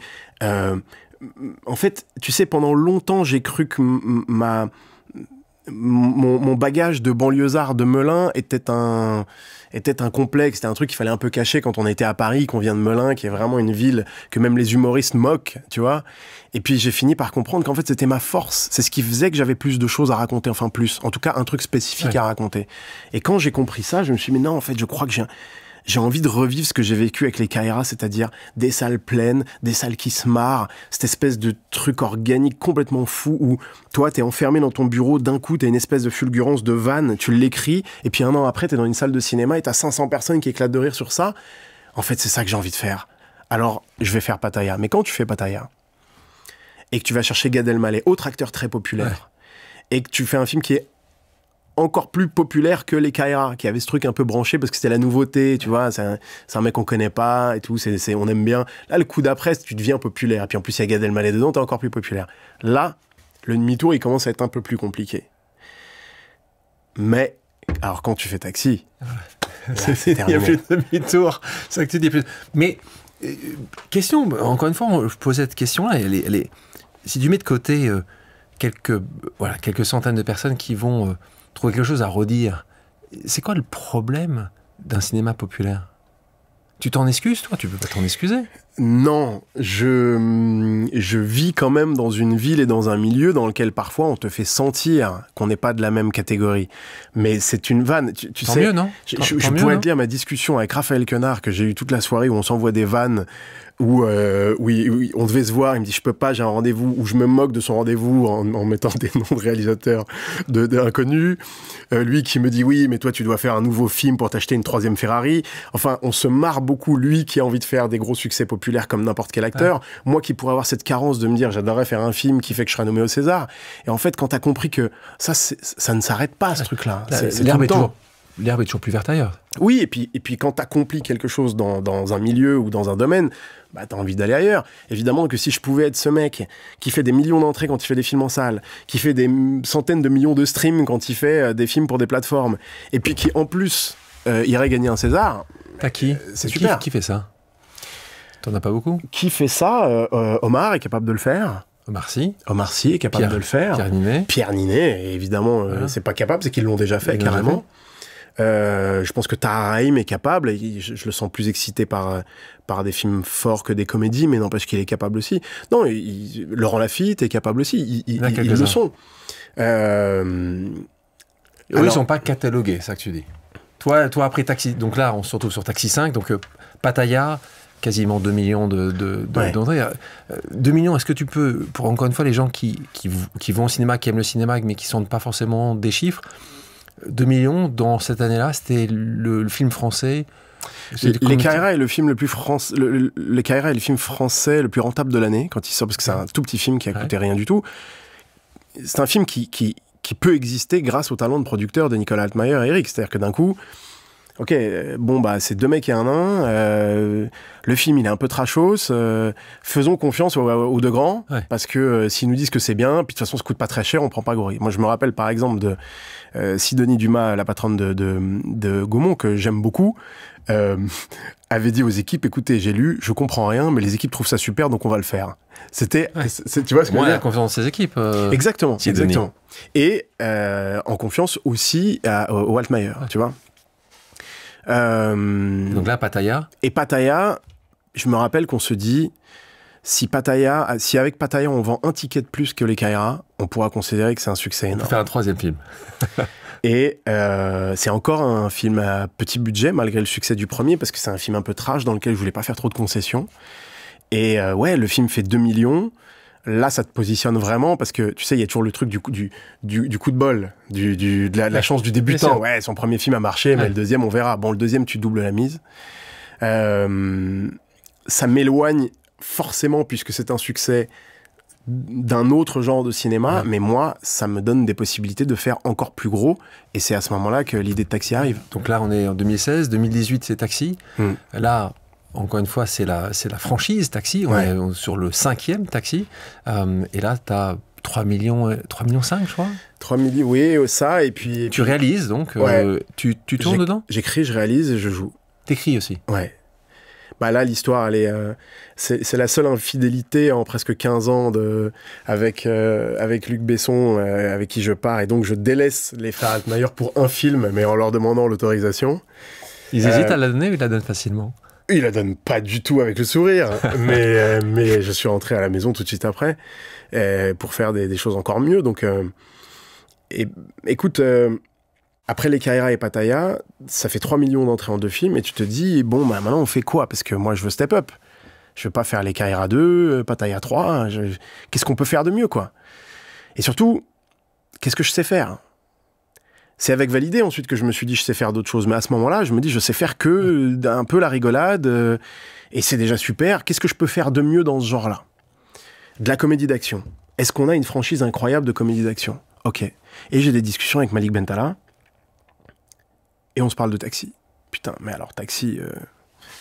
Et moi, je sais que lui, c'est un mec du Sud, moi je suis de Paris, on pourrait refaire un espèce de duo comme ça. Ça paraît complètement fou, mais bon. On contacte Dominique Farrugia. Dominique Farrugia, je te la fais courte, nous arrange une rencontre avec Luc Besson. Et là, je suis obligé de te raconter comment ça se passe avec Luc Besson, parce que à ce moment-là, même s'il est devenu très bienveillant avec moi, à ce moment-là, on est loin de la bienveillance des frères Altmaier. On est face à un ours qui a, et je l'ai compris ensuite, tellement l'habitude d'avoir des gens qui viennent lui demander des choses, qui viennent lui demander de faire des films, qui viennent lui dire « j'ai une super idée ». C'est son quotidien à ce moment-là. Et là, il voit arriver ces deux petits qui sortent quand même d'un succès qui était encore en salle, c'est-à-dire que Pattaya était encore en salle. Et j'ai face à moi un Luc Besson qui ne dit pas un mot et qui me dit ouais, je t'écoute. Et je dois faire un monologue d'une demi-heure où je lui raconte le film qui est devenu Taxi 5, où je lui raconte qu'il faut qu'on modernise tout ça, que les méchants seront les Italiens, qu'on prendra les acteurs de Gomorrah parce que c'est la série à la mode, et on va moderniser tout ça parce que les séries ont pris beaucoup de place, et puis c'est les méchants qui seront avec des Lamborghini, des Ferrari, et puis on fait ça, et puis il y a Paris, Marseille, et lui c'est le mec de Marseille, moi j'arrive de Paris. Ok. Et là il me dit, très bien, pour moi c'est bon, merci. Merci, au revoir. On sort de là avec Malik et on se dit mais merci, ça veut dire c'est bon ou ça veut dire que c'est très bizarre ce qui vient de se passer quand même. Et il est resté très très froid. Et quelques temps après, on me dit bon ben Luc veut que t'envoies 30 pages. À cette époque, je comprenais pas ce que ça voulait dire de dire envoie-moi 30 pages. Ensuite, j'ai compris que Luc Besson, il veut bien te tendre la main, mais il va d'abord falloir lui montrer ce que t'as dans le ventre. Quand tu dis à quelqu'un « envoie-moi 30 pages », en général, le projet s'arrête là. Parce que 30 pages, c'est quelque chose de très lourd à sortir. 30 pages avec des rebondissements, un début, un milieu, une fin, un film. C'est 30 pages de traitement. C'est le film romancé. Mais moi, quand il me dit « envoie-moi 30 pages », c'est la chance de ma vie. Il y a Luc Besson qui me dit « envoie-moi 30 pages, et si c'est bien, on fera Taxi 5 ». À ce moment-là, je mets ma vie en sommeil. La seule chose qui compte, c'est ça. Je sors les 30 pages. 15 jours après, il reçoit 30 pages. À nouveau, c'est un rêve de gosse, quoi. Mais ouais. Disneyland, quoi, à nouveau. Mais tu vois, ça revient à ce qu'on se dit. C'est-à-dire que, malgré tout, c'est mon truc de la voiture rouge. C'est-à-dire de saisir l'opportunité, d'avoir les yeux ouverts et de se dire, tiens, peut-être que ça. Ensuite, il faut transformer. Puis, il faut qu'on te donne ta chance quand même. Tu vois. Donc là... Potentiellement, on te la donne. Il te la donne. Oui, en tout cas, encore une fois, c'est ce qu'on se dit depuis tout à l'heure. Voilà le chemin, c'est là. Il est long, hein, attention. Ouais. Hein. Il est long, j'espère que tu as les bonnes baskets, parce que ça va être dur. Mais en tout cas, si tu veux, c'est par là. Ok, j'y vais. J'envoie ces 30 pages. Je me rappellerai toute ma vie de ce moment. Il m'appelle un 25 décembre, en numéro masqué. Oui, c'est Luc. Oui, bonjour Luc. Tu peux venir tout de suite, là, pour travailler ? Bah là, on est le 25 décembre. Ah, bon, alors demain, 7h, c'est bon ? Oui. Évidemment que... Je vais pas dire non. Oui. Ok, alors à demain, 7h. Je reçois l'adresse, c'est son château en Normandie. À 7h. Donc, tu mets ton réveil à 3h du matin. Tu habitais plus Melun, tu habitais Paris. J'habitais Paris, et je prends ma petite voiture, et je me rappellerai toute ma vie, j'arrive à 7h15, et Luc Besson sort du château, il me fait « T'avais laissé le frein à main ou... » Je dis « Non, j'ai un peu... » Je suis terrorisé. Je suis terrorisé. Parce que t'as beau fanfaronner avec tes potes, t'as fait 3 millions d'entrées en 2 films, là, c'est Luc Besson. C'est Luc Besson. Dans son château, voilà. Bon, et on commence à écrire. Je me rappellerai toute ma vie, il avait un iPad comme le tien, et je me rappelle que j'avais fait une photo comme ça sans qu'il me voie, et que j'avais envoyé à Malik, en lui disant, putain, j'écris avec Luc Besson. C'était dingue. Oh, c'est Disneyland. C'était Disneyland. Et en fait, Luc avait lu mes 30 pages, et il s'était dit, bon, ok, d'abord, le mec, il livre, ouais. et puis il y a un film là-dedans. Ouais. Bon, il y a du travail, mais il y a un film. Et donc, on a bossé, beaucoup. Et on a fini par faire Taxi 5. Il m'a laissé les clés. Je me rappelle avoir dit à Besson, Luc, vous viendrez sur le tournage ? Et il m'a dit, non, je viendrai pas parce que si je viens, les équipes vont penser que je te surveille et je veux qu'ils sachent que c'est toi le patron. Et donc, il m'a laissé les clés de son taxi et j'ai travaillé avec sa confiance. On continue. Et là, tu rentres dans le monde des séries. Donc là, Canal+, je sais pas si t'offre une case, en tout cas, tu vends avec Mandarin, avec la société des frères Altmaier, tu vends une série. Comment ça se passe ? On parle de valider, un succès incroyable en termes de nombre de vues, évidemment, ouais. Mais aussi de critiques, parce que les critiques ont été très positives sur ce film, sur cette série, bien plus que tout ce que tu as pu vivre par le passé. Comment ça s'est vendu ? C'était assez simple à vendre. Canal+, t'as acheté assez facilement. Est-ce que tu as hésité entre Canal+ et une plateforme qu'on connaît évidemment, les Netflix, aujourd'hui les Prime. Comment ça s'est passé? Raconte-nous un petit peu à ce moment-là. Écoute, ça, tu peux vendre. Après Taxi, tu peux faire tout ce que tu veux, non? eh bien, encore une fois, tu peux faire tout ce que tu veux dans ce domaine-là. Et c'est là où, malgré tout, notre marché du cinéma, on a nos spécialités. C'est très difficile d'aller voir quelqu'un en disant « Alors moi, tu me connais parce que je fais que des blagues, mais maintenant, là, je vais te faire un film ultra sérieux sur une cause. » Tu vois, c'est pas simple. Quand je sors de Taxi 5, qui est vraiment la grosse comédie, rigolade pour les enfants, etc., et que je veux basculer non seulement dans un changement radical qui est la série, qui n'est pas le même système de narration, pas le même système de travail, de production, d'écriture. Mes films, je les écris, j'écris une première partie seule, et puis ensuite je fais venir un co-scénariste pour rebondir sur mes idées. Une série, ça se fait dans une room avec plusieurs auteurs, plusieurs cerveaux, des réflexions. Bon, je connaissais pas tout ça. Donc, je passe du cinéma à la série, avec tout ce système de production, de fabrication qui est littéralement différent. Mais surtout, je change de ton, c'est-à-dire que moi, je suis connu pour faire des films avec mon pote nain et de la rigolade et Ramsey. Et là, d'un coup, je te dis, je passe en série, drama, sur un milieu qui n'a jamais été traité en France, qui est le milieu du rap.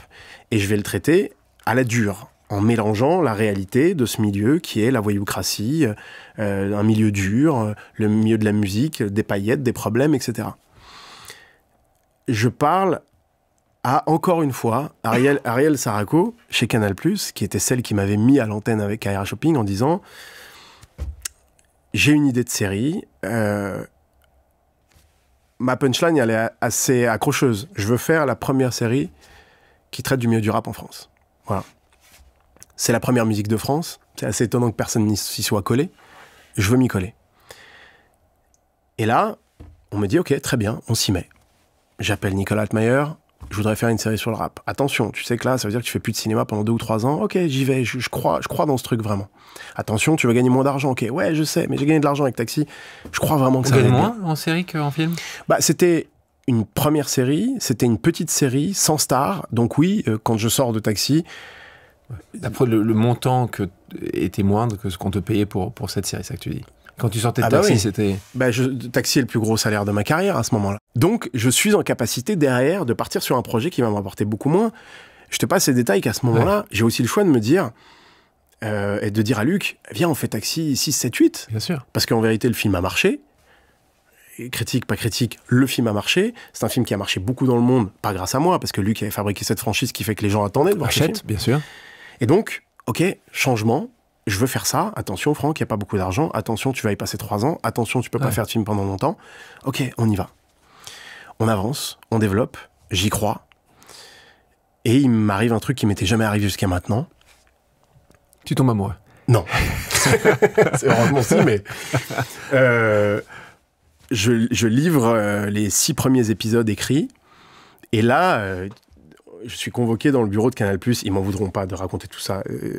Bon, prescription. Prescription, et puis la fin de l'histoire est belle. Je suis convoqué dans le bureau, mais tu sais, convoqué quand tu sens qu'il y a un problème. Ça va? Oui, assieds-toi. Ah, bon. Alors, écoute, on a lu, et je me rappelle exactement de la phrase, parce que c'est un trauma. Hein. En l'état, on n'ira pas. On n'ira pas, on le fait plus. Waouh. Et là, tu veux rester digne, ok, très bien, je comprends. Je suis dévasté, tu vois. C'est combien de mois que t'étais dessus? Oh bah, ça faisait bien 6 mois là qu'on écrivait. Donc, et puis surtout, j'ai tout gelé, c'est-à-dire que il n'y a rien à côté. Il y a rien à côté, il y a rien dans les mois, enfin, il y a rien qui était prévu, tu vois, parce que c'était ça ma target. Et puisqu'on m'avait jamais dit non, moi j'étais quand même un enfant gâté jusqu'à maintenant sur ça. Et je me rappelle très bien être dans mon parking, dans la voiture, et appeler Nicolas Altmaier, et là c'est la panique. C'est la panique pour l'argent, c'est la panique, c'est la panique pour les projets, c'est... Bon. Et je déclenche celui en qui j'ai maintenant une reconnaissance éternelle. Autre petit ange gardien de mon chemin. C'est marrant parce que en parler avec toi me rappelle à quel point, oui, encore une fois, des gens t'ont montré le chemin. Même s'il a fallu que tu le fasses, le chemin, on te l'a montré. T'ont tendu la main, ouais. J'appelle Maxime Saada, le patron de Canal+. Et je lui dis, patron, je suis désolé de vous déranger, mais ils veulent plus faire la série. Vraiment, je pense que c'est une erreur. Ok, il me dit, bon, je monte dans un avion. Quand j'aurai atterri, j'aurai trouvé la solution. Il m'appelle 8 heures après. Et il me dit, bon, effectivement, aux créations originales de Canal+, ils y croient pas en ta série. C'est pas leur truc, c'est pas pour eux. Mais moi, je te dis qu'on allait la faire, alors on va la faire. Seulement, ça sera pas une création originale, t'auras moins d'argent, est-ce que tu veux quand même la faire? De toute façon, moi, j'ai rien d'autre. J'ai tout lâché. Oui, ok, on le fait. Ok, alors on le fait. C'est Maxime Saada tout seul, contre l'avis de tout le monde, qui dit, on va faire cette série. Ok. On tourne cette série, personne de Canal+ vient nous voir sur le tournage. C'est vraiment la série qu'on fait un peu pour faire plaisir à Gaston Bide, parce que Maxime Saada a dit qu'il fallait la faire. Patron, ouais. Bon. Et on la tourne. J'ai quand même l'impression qu'on est en train de faire un truc cool, mais c'est nouveau pour moi tout ça. Et je me rappellerai toute ma vie voir les premiers épisodes monter et appeler Maxime Saada en lui disant, patron, je crois qu'on a bien fait. Je crois vraiment que c'est bien. Ok, bon, bravo, merci. On livre les épisodes et je suis alors convoqué par les mêmes personnes qui m'avaient dit on n'ira pas. Et la personne qui était le plus virulente dans on peut pas le faire m'accueille en me disant, je suis désolé, je me suis trompé. Génial. Est-ce que tu serais quand même d'accord pour que ce soit une création originale finalement?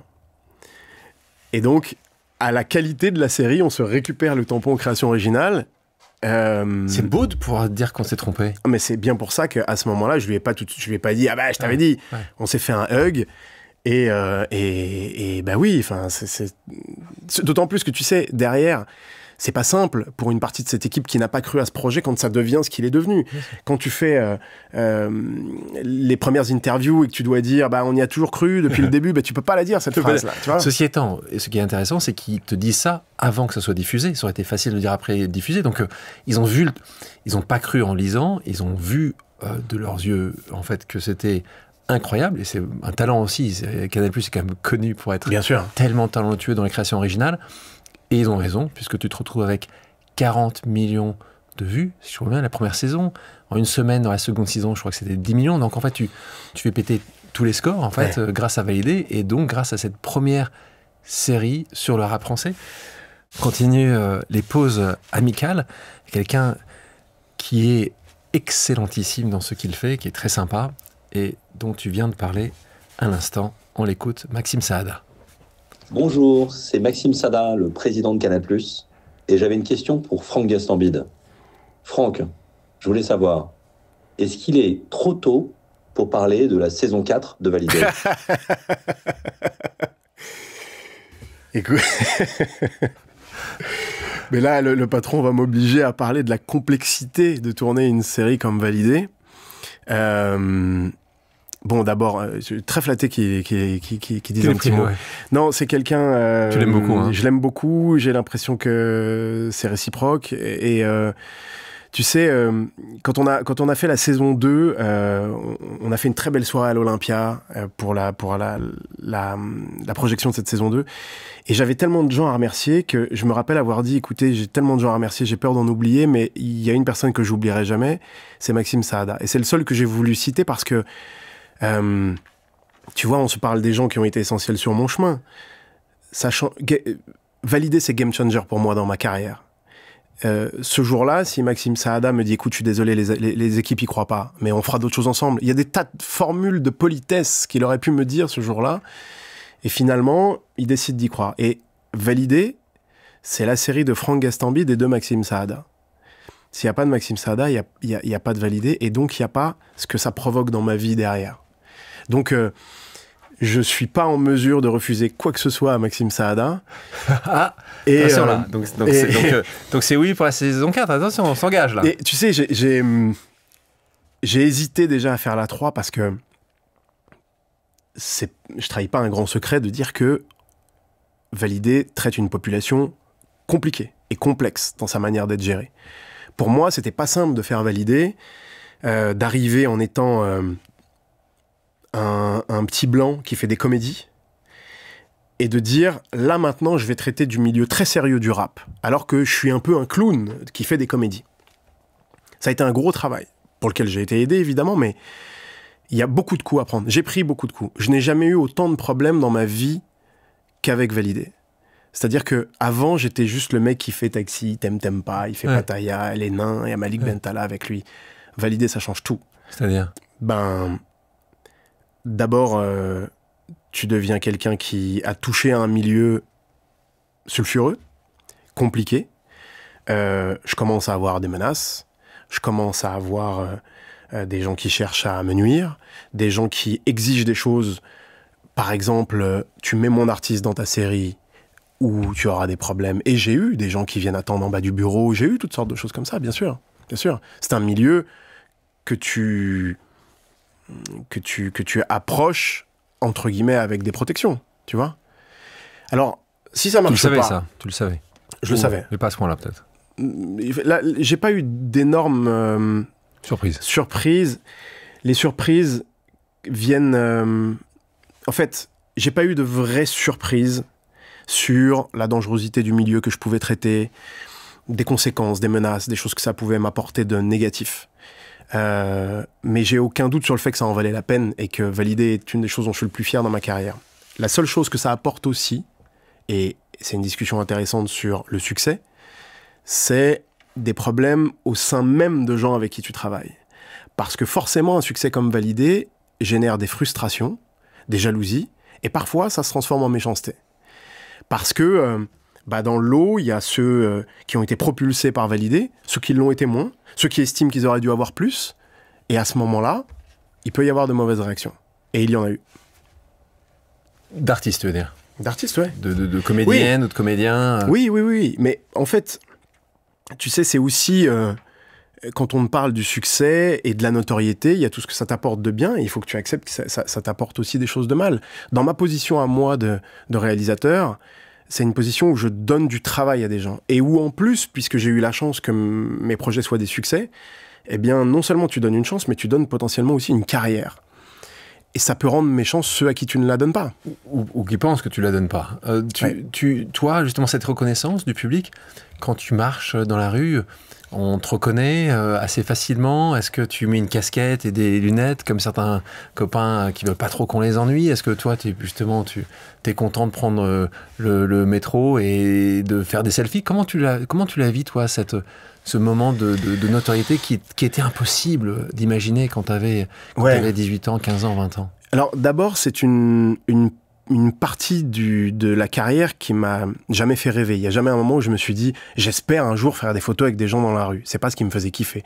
Ce qui me faisait kiffer, c'était de réussir enfin à faire quelque chose de ma vie, de réussir à accomplir quelque chose qui, en plus, attirera des regards sur celui que j'étais, qu'on regardait que en disant c'est lui qui est le dernier de la classe.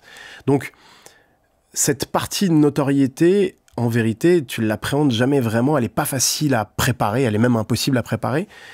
Ma chance à moi, c'est que Ramzy était déjà mon ami proche avant que je sois connu. Parce que je rencontre Ramzy, je dresse rang-en-plan sur le film Les Dalton, et on devient potes. Et donc je traîne avec Ramzy. Et je vois comment Ramzy se comporte avec les gens dans la rue.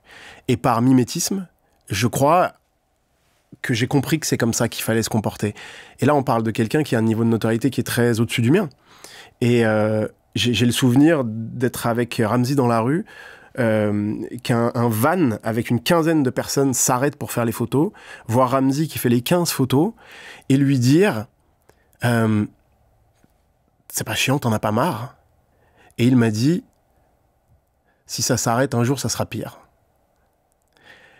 Alors ça, c'est la première leçon, tu vois, qui est une leçon vraiment de mon grand frère du métier.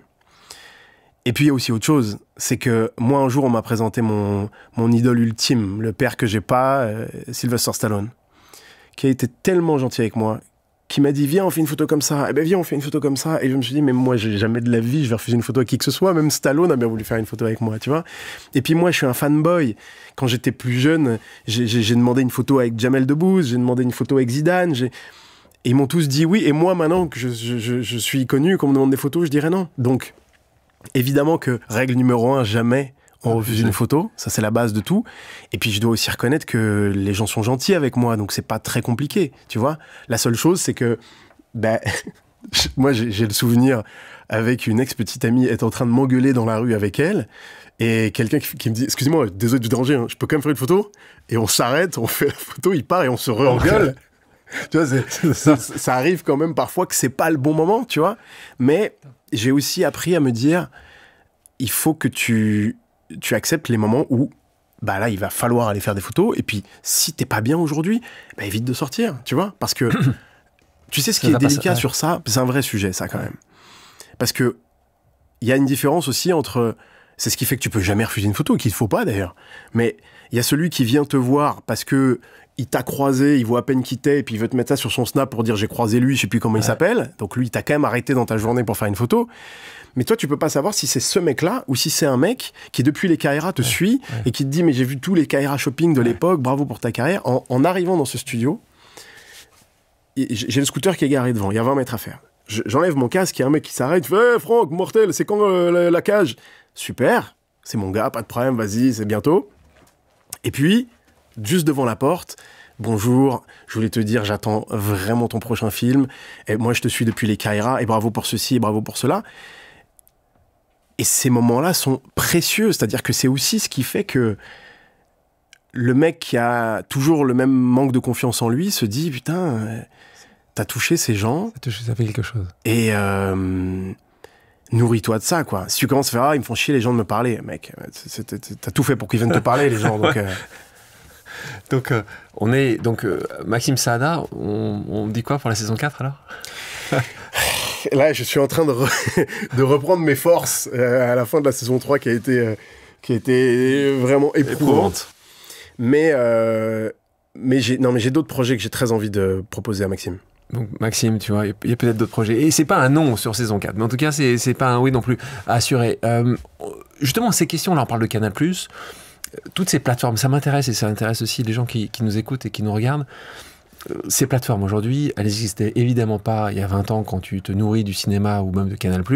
Aujourd'hui, on a Netflix, on a Prime Video. Comment tu choisis, à quel moment, quand tu fais Medellin, qui est le prochain de ses succès, pourquoi tu choisis Prime Video et pas faire un film en salle, comme tu as fait avant, ou Netflix? Qu'est-ce qui fait que tu choisis l'un plutôt que l'autre? C'est l'argent? C'est la vraie grande question, mais avant d'y répondre, il faut quand même avoir conscience de cette chance que j'ai, puisque tu es en train de me dire comment tu choisis. C'est incroyable, c'est fou. Tu vois.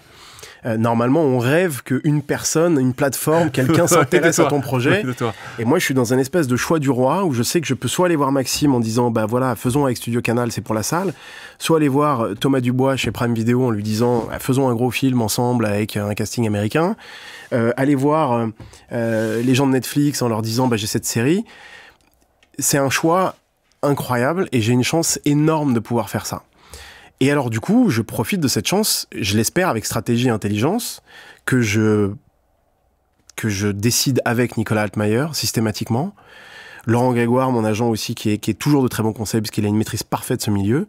Mais avec Nicolas, très vite, la question de qui sera le meilleur diffuseur ou le meilleur moyen de diffusion pour tel ou tel projet. Encore une fois, à partir du moment où j'ai ce choix du roi, ben, comment te dire? Alors, Medellin...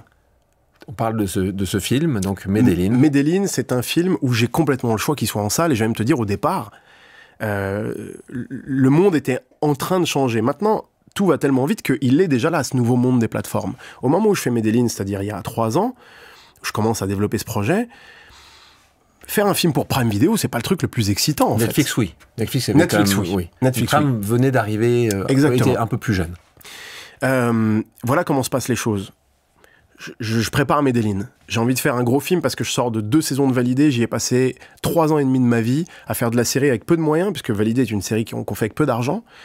Tout caméra à l'épaule, des castings d'inconnus. Voilà, on n'a pas beaucoup d'argent pour faire Validé. Et là, d'un coup, je me dis, il faut que je revienne avec un film plus gros, plus ambitieux, avec une star américaine, et que je montre ce que je peux faire quand on me donne de l'argent. Et là, j'ai un appel de Thomas Dubois, qui dirige donc Prime Video, et qui me dit, j'ai entendu par les frères Altmaier parler de ton film Medellin. Et je lui dis, mais c'est très gentil, mais c'est un film pour la salle, j'ai eu beaucoup de chance, mes films ont tous marché en salle, j'ai aucune raison d'aller m'enfermer dans une plateforme. Et il a une phrase qui me fait changer un peu. Il me dit, effectivement, avec nous, tu perds la salle, mais tu gagnes le monde.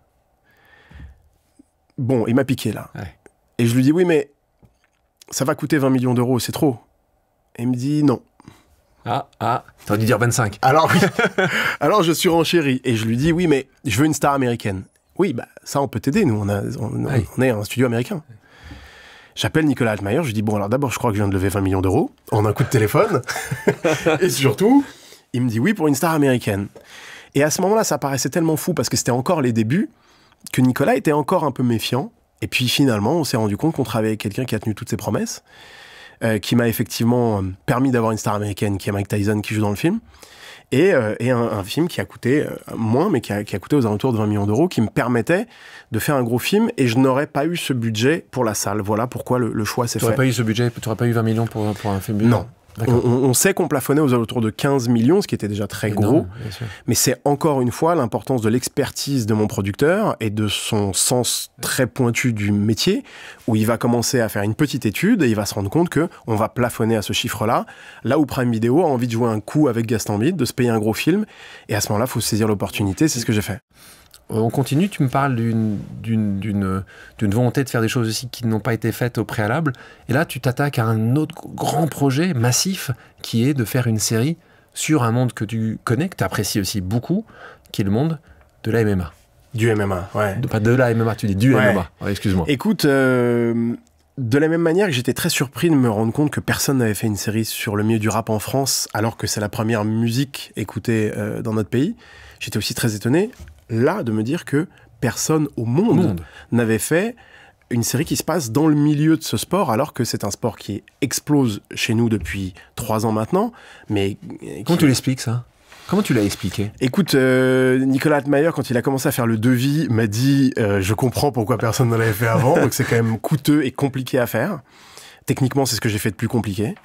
Mais je pense que si La Cage continue à être le succès, que j'espère qu'il l'est, on va en voir d'autres, je pense. Il fallait un peu pousser cette porte, mais c'est vrai qu'il y en aura d'autres. Il y aura un Cage saison 2, saison 3, saison 4, ou tu penses qu'il y aura d'autres Franck Gastambide qui diront il y a quelque chose à créer autour de ça? Oui, je pense écoute, de la même manière que... Ce que je pense, c'est qu'il va y avoir d'autres programmes avec le MMA en toile de fond. De la même manière que Nouvelle École, la série de Netflix, de leur propre aveu, et en plus Eric Enzo qui produit cette émission super et qui est mon pote, Netflix est la réponse... Nouvelle École est la réponse de Netflix à Valider. C'est-à-dire que Valider sort, c'est le carton que c'est devenu. On crée. Faisons des choses qui se passent dans le milieu du rap. Sur quelle plateforme, La Cage? Netflix. Et donc là, je fais exprès de te demander pour savoir. Là, t'as côté Canal+, Prime Video, Netflix. Hésitation dans Netflix, c'était quelque chose que Maxime n'a pas... Ça aurait pu être... Là aussi, tu voulais que ce soit mondial tout de suite? Ouais. Là, l'idée, c'est de se dire, je traite d'un sport qui est un sport de notoriété mondiale, et donc j'ai besoin d'être sur la plateforme la plus puissante pour que le maximum de monde accède à mon programme. Donc là encore, c'est le choix du roi. Quelle est la meilleure plateforme? C'est celle-ci. Mais pour te remettre dans la confidence, je fais un déjeuner d'abord avec Maxime, où je lui dis, patron... Tu l'appelles patron? Ouais, je l'appelle patron. Patron, je vais... Les deux personnes t'appellent patron? Nicolas Altmaier et Maxime Sada. C'est les deux, d'accord. Et je lui dis, bon, on vient de faire un succès incroyable avec Validé, mais je vais devoir faire ma prochaine série ailleurs. Mais j'y vais en lui expliquant pourquoi, et puisque c'est un homme supérieurement intelligent, il comprend très bien que le MMA est un sport qui est encore assez finalement confidentiel en France et qui est un phénomène mondial, et que donc je ne peux pas le faire avec une chaîne française, il faut que je le fasse avec une plateforme mondiale. Mais en même temps, les accords entre Canal et Netflix font que Maxime voit ça d'un très bon œil. Et puis, je l'espère, le succès que peut m'apporter La Cage, Canal en bénéficiera sur un de mes prochains projets. C'est comme ça qu'il faut voir les choses, et je sais que Maxime le voit comme ça. Tu parles de succès mondial, puisque ça c'est une volonté à travers certains projets, Medellin et La Cage. Là, on touche quelque chose qui est une frustration pour toi, qui vient, on repart sur le début de notre discussion, qui est ces sujets de 10, parce que problème d'apprentissage de l'anglais. Ah ouais. Parce que tu parlais tout à l'heure de ton idole, Rocky Balboa, puisque c'est lui dont on parle, c'est Sylvester Stallone dans ce film mythique, à tel point que que même la première fois que tu as pu t'acheter quelque chose à toi, une résidence, tu l'as appelée... C'est la Villa Balboa. La Villa Balboa, donc c'est vraiment quelque chose de fort pour toi. Tu me parlais tout à l'heure de ce moment unique pour toi qui est ton idole, puisque tu me dis fanboy, en particulier de Sylvester Stallone. Et là, c'est un moment très dur aussi pour toi, c'est que quand tu le rencontres, en fait, il parle pas français, évidemment. Et là... Enfin, c'est surtout moi qui parle pas anglais. Voilà, c'est ça. Ouais, c'est encore la punition. Mais celle-ci, je la mérite. Autant ce triste héritage de naître avec tous mes handicaps invisibles est une injustice qui m'a amené jusque-là grâce à tous ces chemins dont on a parlé. Donc, je vis maintenant en paix avec eux. En revanche, l'anglais, c'est de ma faute. L'anglais, c'est un manque de courage, c'est un manque de ténacité, parce que quand tu es dyslexique, tu sais que ça va être plus dur pour toi, que tu n'auras jamais un bon niveau en anglais, que tu vas travailler plus que les autres et que tu seras moins bon que les autres. Et du coup, j'y vais pas. Et du coup, je travaille pas. Refus d'obstacle. Ouais, exactement. Refus d'obstacle, et c'est un truc à la con, parce que aujourd'hui, si je travaillais, oui, je parlerais pas anglais comme toi, Alexandre, mais je parlerais un peu anglais. Et en fait, c'est aussi le gros message pour les gens qui ont mon handicap. C'est que, à force de se dire « Ouais, mais c'est trop dur, je vais travailler plus qu'un autre et je serai moins bon que l'autre. » Mais ouais, mais tu seras quand même meilleur. Un petit peu. Et moi, je l'ai pas fait. Quand on parle de cinéma, quand on parle d'anglais, on parle forcément de Los Angeles et d'Hollywood. On a une question de ton second patron. On va l'écouter. Salut Franck, c'est Nicolas Altmeyer. Le slogan de ton premier film, Les Caïras, disait « De Melun à Hollywood ». Et c'est le trajet que tu es en train de faire, trajet formidable dont vous avez dû parler. Et ma question, c'est quand tu seras à Hollywood, est-ce que tu cesseras d'être inquiet? Voilà, je t'embrasse.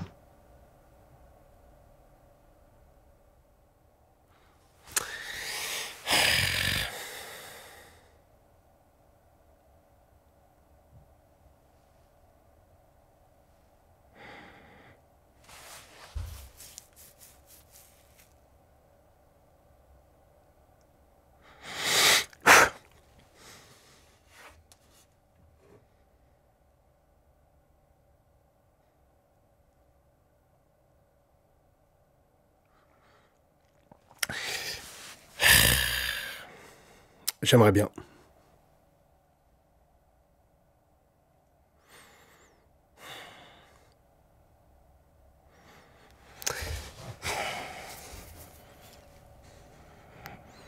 Déjà, il te voit à Hollywood. Hein.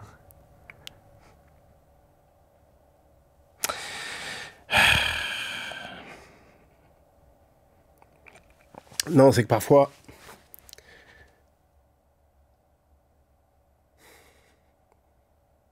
Parce que parfois tu dis que l'histoire est belle, le chemin est beau, mais t'as pris des coups pendant le chemin, tu vois. Et il y a des coups qui laissent des traces et qui te gâchent un peu, quoi. Tu vois.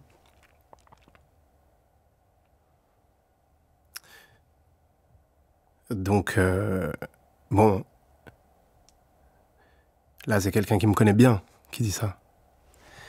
Et qui t'aime. Et qui est très inquiet aussi, en général, et qui d'ailleurs, transmet beaucoup ses inquiétudes. C'est un message pour toi, Nicolas. Oui.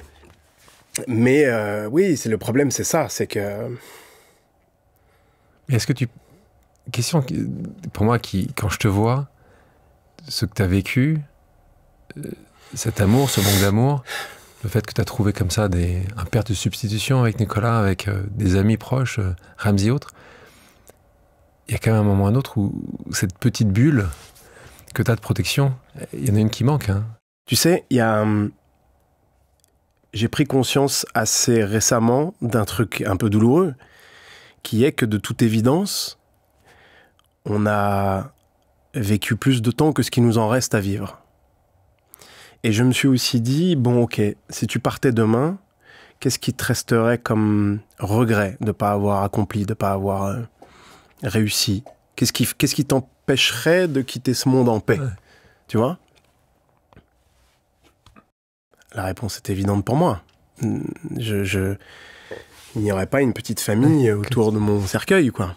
C'est beau ce que tu m'as dit. Tu me dis, si ça s'arrêtait demain, c'est un peu ce que tu me dis.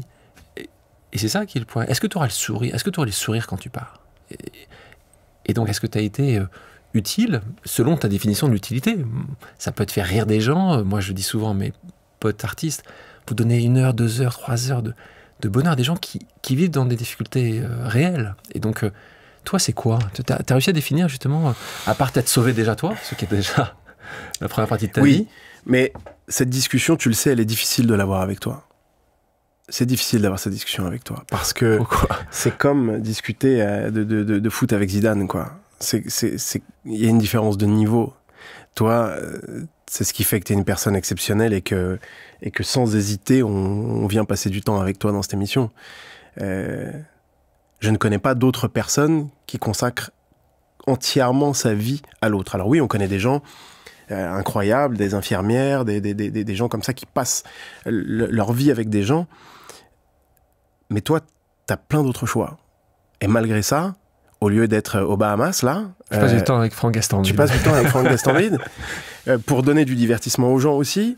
Et surtout, tu gères 1000 trucs en même temps pour faire du bien aux gens. Donc, cette discussion, elle est difficile pour moi. C'est toujours culpabilisant d'être avec quelqu'un qui fait autant. Mais là où c'est positif, c'est que suite à la première discussion qu'on a eue, toi et moi, et à la moitié d'une nuit, on s'est dit des tas de choses et j'ai raccroché en me disant bien sûr que je fais pas assez. Alors, il y a un truc, c'est que on se l'était dit tous les deux, il y a quelque chose qui m'a déculpabilisé pendant un moment, c'est cette fameuse règle de l'oxygène dans l'avion. Donc, quand j'ai compris ça, c'est-à-dire que oui, en cas de dépressurisation de la cabine, on te dit d'abord tu te mets l'oxygène et après t'aides les autres. Je l'ai appliqué dans ma famille, c'est-à-dire que d'abord je me suis assuré d'être en sécurité et ensuite, ça y est, maman, tu n'auras plus de problème. Voilà ton virement automatique. Pareil pour les autres gens que je veux aider, etc. Et puis après, il y a l'autre étape. Comment mettre ma notoriété au service des autres?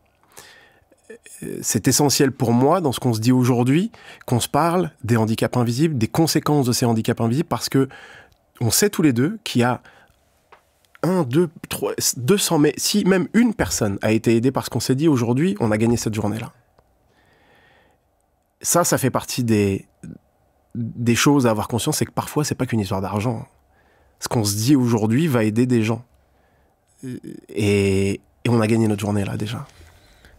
Pour continuer là-dessus, parce que je sais que tu passes maintenant du temps, tu vas parler, tu vas dans les écoles, tu vas rencontrer des gens, tu aides aussi sur tous les sujets. Ça va paraître évident qu'on ait ton parcours, justement, la maltraitance animale, c'est aussi un sujet majeur pour toi. Quand on en parle tous les deux, tu me dis, et moi c'est un vrai sujet que j'ai de nouveau dans une discussion avec des artistes, est-ce que tu penses qu'un artiste doit être engagé, toi? Tu penses qu'un artiste doit faire également pour les autres? Tu penses qu'il doit... je parle pas politiquement, hein. Ouais. Je parle sur des sujets sociétaux. Est-ce que tu penses que c'est ton rôle? Et encore une fois, quand tu as eu suffisamment d'oxygène, merci de parler de ça parce que c'est très important, surtout à tous et à toutes, ayez de l'oxygène avant de vous occuper des autres. Mais quand tu as ce oxygène, est-ce que toi maintenant tu penses que c'est le moment d'en faire un peu plus? Tu penses que tu es capable? Moi, j'ai le sentiment que ne jamais se servir de sa notoriété pour aider, c'est quasiment un crime. C'est-à-dire que tu ne peux pas avoir une vie qui te permet de faciliter celle des autres et de ne pas le faire. Alors moi, je profite de ma notoriété parfois pour aider des proches. J'ai honte de te dire que j'ai appelé l'assistante de la ministre de la Culture pour avoir des passeports plus rapides pour quelqu'un qui en avait besoin. Je te le dis ça en rigolant, mais par exemple... oui, on se parle des animaux parce que j'ai le sentiment de leur devoir. Et surtout, j'ai une sensibilité qui fait que j'ai l'impression de ressentir ce qu'ils ressentent. Et du coup, j'ai un truc d'empathie qui fait que ça me fait pleurer et que ça me rend malade et que je veux aider. Exemple d'utilité gratuite de la notoriété et de nos réseaux sociaux. Je tourne un film au Maroc. Tous les jours, je vais nourrir les chiens avec les restes de la cantine, parce qu'ils ont un gros problème de chiens errants. Bon, et j'arrive et il y en a un qui a une 4 pattes, un bébé, un chiot, 2 mois et demi, qui a une patte cassée. Et impossible de survivre. Ok, je prends le chiot. Mes amis, il y a un chiot à adopter. Le lendemain, il était adopté. On a sauvé un chien. Et puis après, je les nourrissais tous les jours, sa famille, et puis je me suis dit, ouais, mais là, quand je vais rentrer en France, qui va les nourrir ?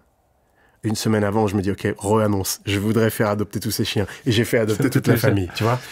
Donc en fait, tu peux avoir des effets d'échelle. Moi, je me souviens de notre discussion quand tu me dis, t'arrives à Medellín, donc on arrive dans ce moment-là, t'es dans ce merveilleux hôtel où parce que tu vas rester là-bas plusieurs mois, t'as une très belle chambre, et cette chambre donne sur un quartier très délabré, très compliqué. Oui, ce que les gens ont l'habitude de voir, les toits en tôle, voilà, donc, les ghettos. Sauf que toi, à ce moment-là, peut-être que 10 ans avant, ça t'aurait moins marqué, parce que tu étais encore en train de chercher ton oxygène. Exactement. D'autres personnes qui étaient avec toi sur ce tournage, ça ne les a pas marqués du tout.